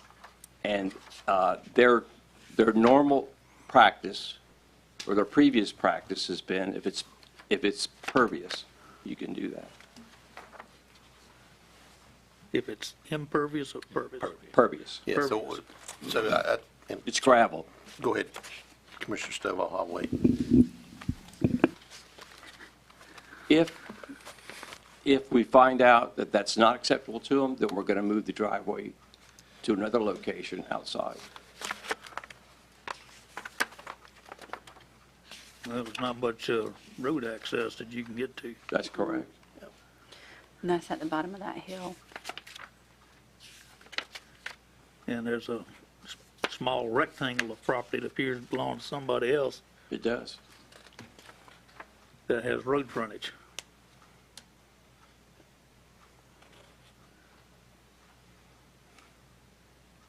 I'm assuming this is a transmission line, it's not a distribution line, high voltage transmission? It's transmission. Yeah, I've got a picture of it here. That's a distribution line. It's a big time. It's a big time line. Oh, yeah, that's the transmission line there. Yeah.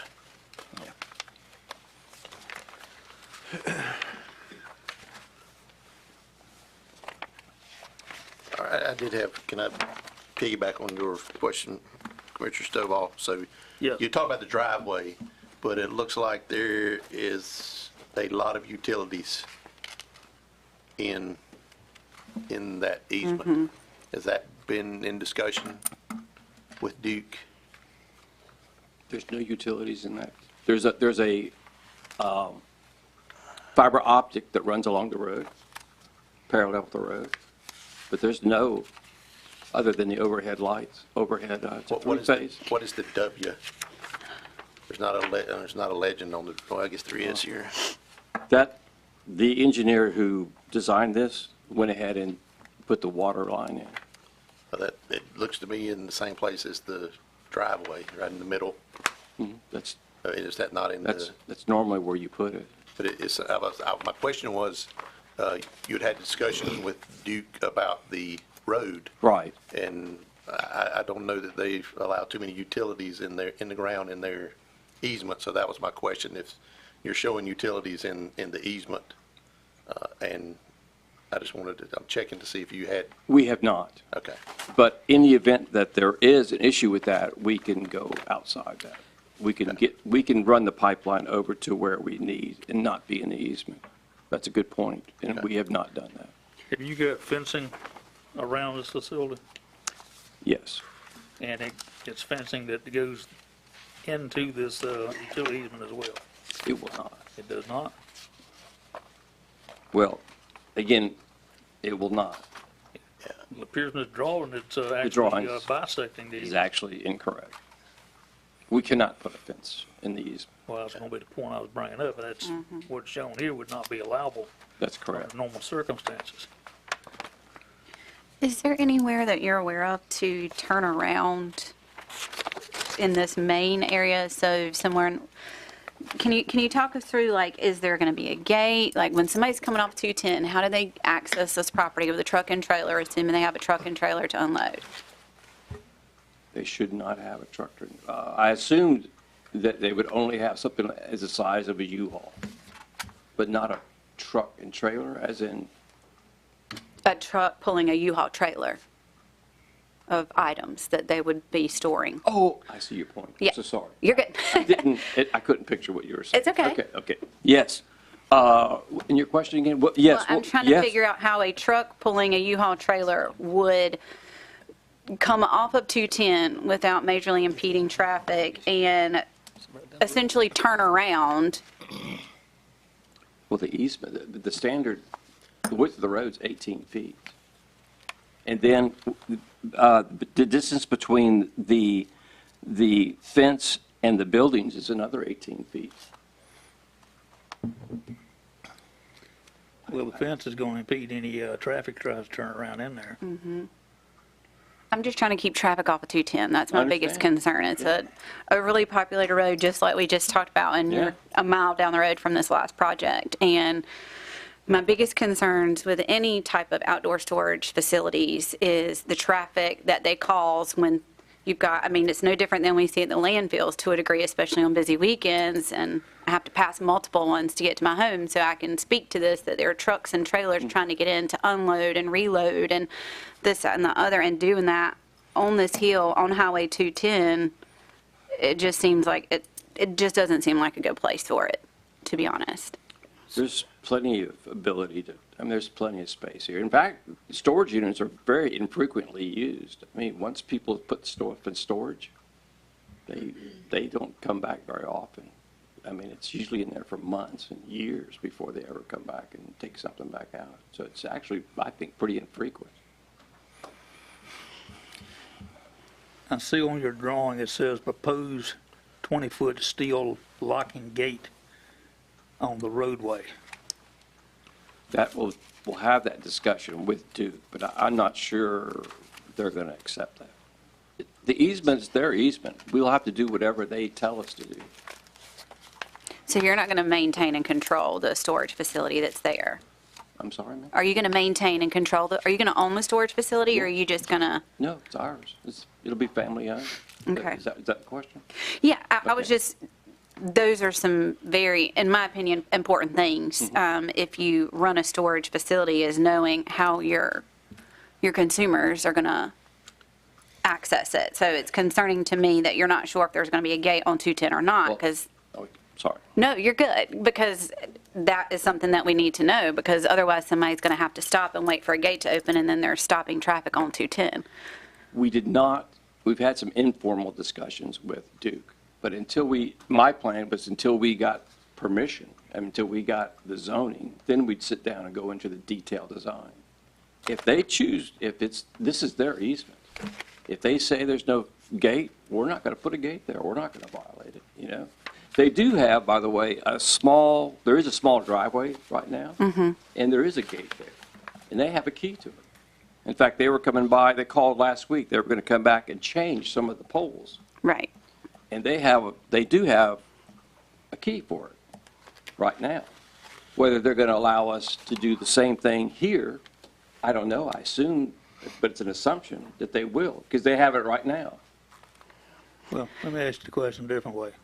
If they tell you you can't put a gate there, and you can't bisect their easement with a fence, and therefore you can't secure this as one unit, what do you intend to do at that point in time? Are you leaving it unsecured? No. We'll put a gate. Well, again, we can shorten the buildings, and we'll put a gate, we'll put a fence along here, if that's what's required. So you will fence those either side of the easement separately from each other? Yes, if that's the determination.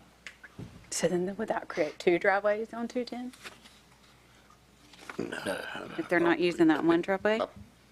I'm not the DOT, so I'm not going to try to I did. This is a hard drawing to follow. Yeah, Very much so. Speaking of, you mentioned 18-foot drive and a 24-foot drive. I think our standard streets are most of them 27-foot back to back. So I don't see how on the 18-foot side to be hard pass going in two opposite directions, much less turn around. And on the 24, it's a little bit better, but it seems very constrained. I take that back. I just saw the drawing. The drawing shows 24. On one, it shows 18 on the other side, though. But when you get to the sides of the buildings, well, on the easternmost buildings, it shows 24, and then on the western buildings, it shows 18 that's foot width. to drive around the building. Yeah, but what I'm saying is, if cars are going in opposite directions, everybody's going to fold the mirrors in and squeeze up a little bit because there's not a lot of room to get past each other on there. But that's pretty standard. If you go to any of the other storage units, that's the standard you see. Or we could turn around and just make it a one-way. That way we could only keep one-way traffic in. All right. Any other questions? Is who I think it is. Yes. Yeah, that's the 24 I was pointing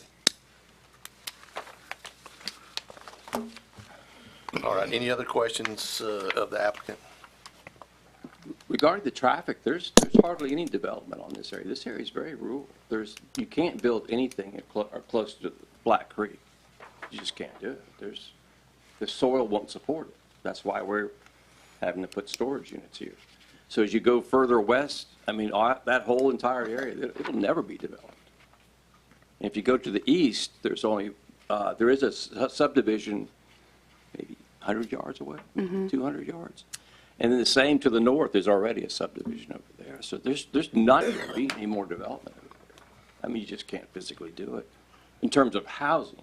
Right. So it'll always remain low density if it ever has any housing over there. There's the creek on the west side. So traffic, the traffic you have is the traffic that's simply driving towards Angier and driving back.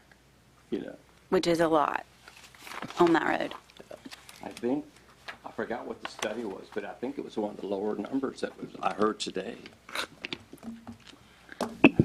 8,800. That's an older count. It's not a recent count. How old is that count?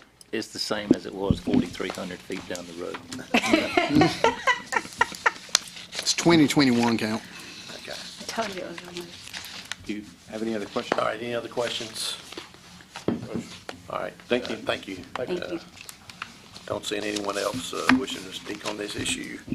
So I will close the public discussion portion, and Mr. Newton, I will call on you to summarize and present the planning board's recommendations. Yes, sir. As it relates case 24-18 and rezoning from agricultural residential general business conditional zoning district, Planning Board does recommend approval by a split vote of 4-3 and submits for your consideration the consistency statement in your package. And again, staff's recommendation is denial. A lot of questions about the site plan that's been presented, a lot of unknowns with regard to what Duke Energy may or may not allow within the easement. There's numerous that we have with the site plan. Okay. And again, our two things are public interest and consistency with our land use plans and policies. So, all right. Or consistency with what we've just been doing. Consistency, yes, consistency is a good thing. That's a valid consideration. All right. So with that, I will close the hearing. Actually, I don't think I did it. I don't think I asked the applicant if they were agreeable to the conditions. Yeah, so sorry. Okay, thank you. I got carried away listening to questions and forgot to read my script here. So I'll close the public hearing, turn it over to the board for discussion. Mr. Chairman, I'd like to first say that I recognize, given the natural features in this site, there's very limited options of what you can do with it, and I can appreciate trying to utilize it to its highest and best use, given the fact a lot of it's floodplain. My concern, though, is that this is a conditional or special use condition, and I'm not convinced that the plan that we have here, I think it has too many unknowns in there that need to be resolved before I'd be comfortable approving it. Duke Power is going to have a lot of say on how this is ultimately developed. And in my past professional experience dealing with power line easements, they're not as inflexible as railroads, but they're close, they're close to it.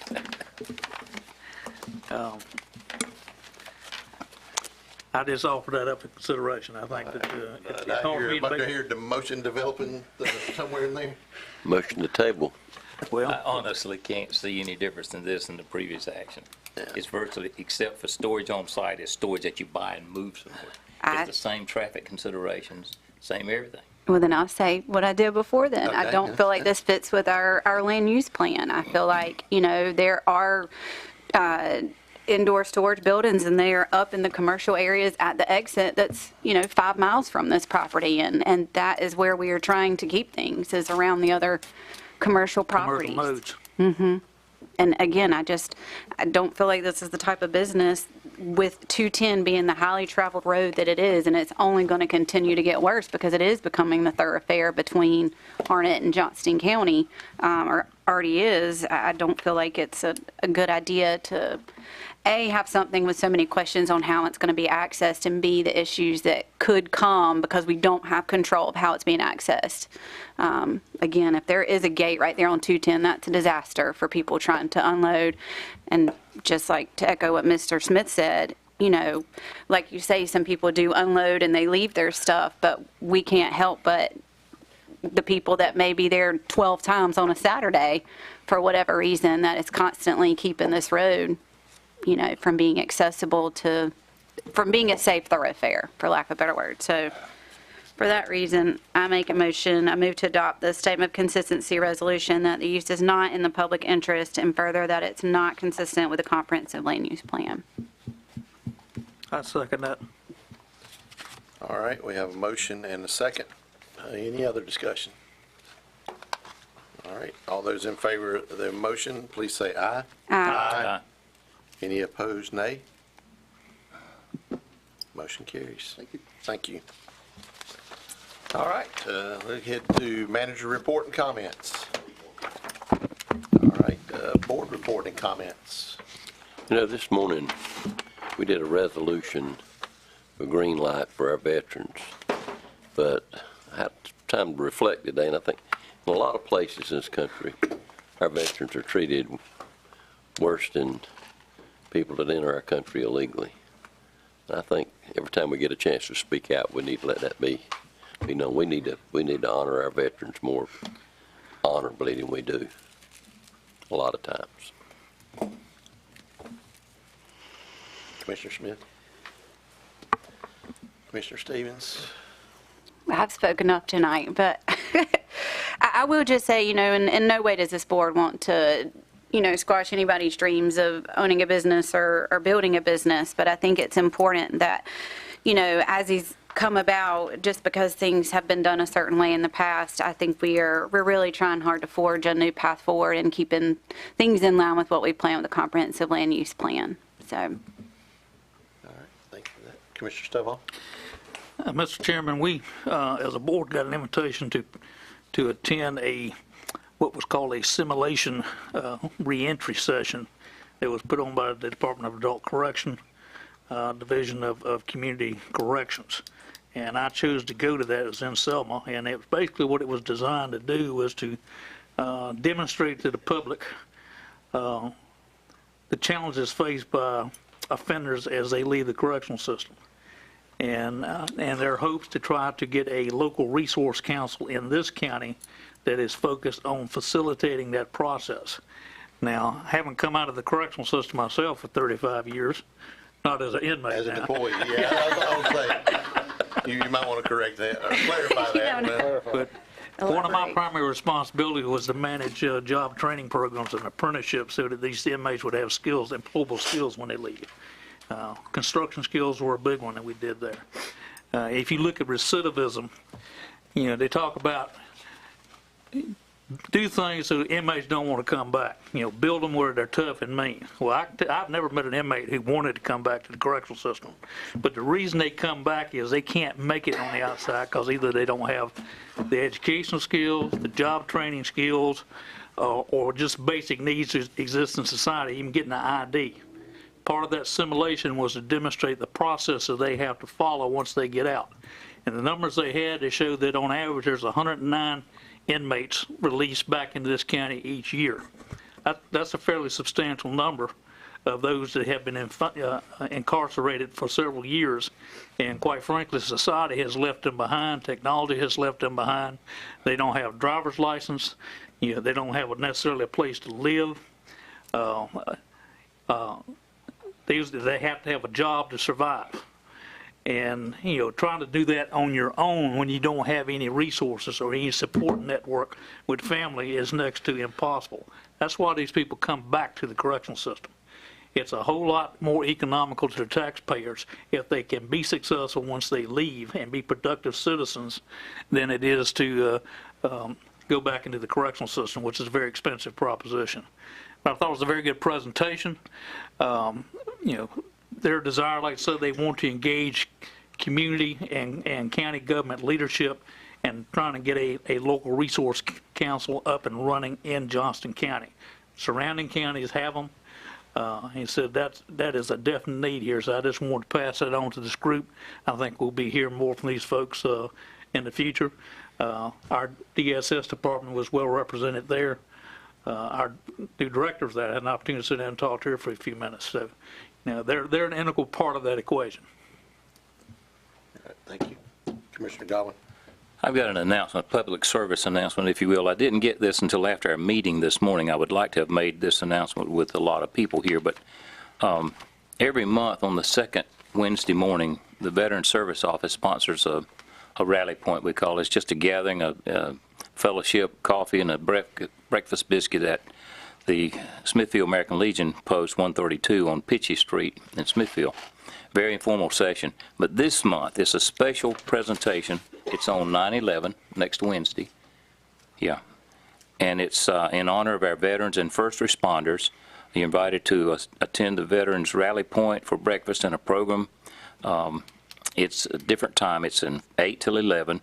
And the public's invited, but especially veterans and first responders. 100 Pitchy Street, off 301 here in Smithfield. I just make that announcement. All right. Thank you for that.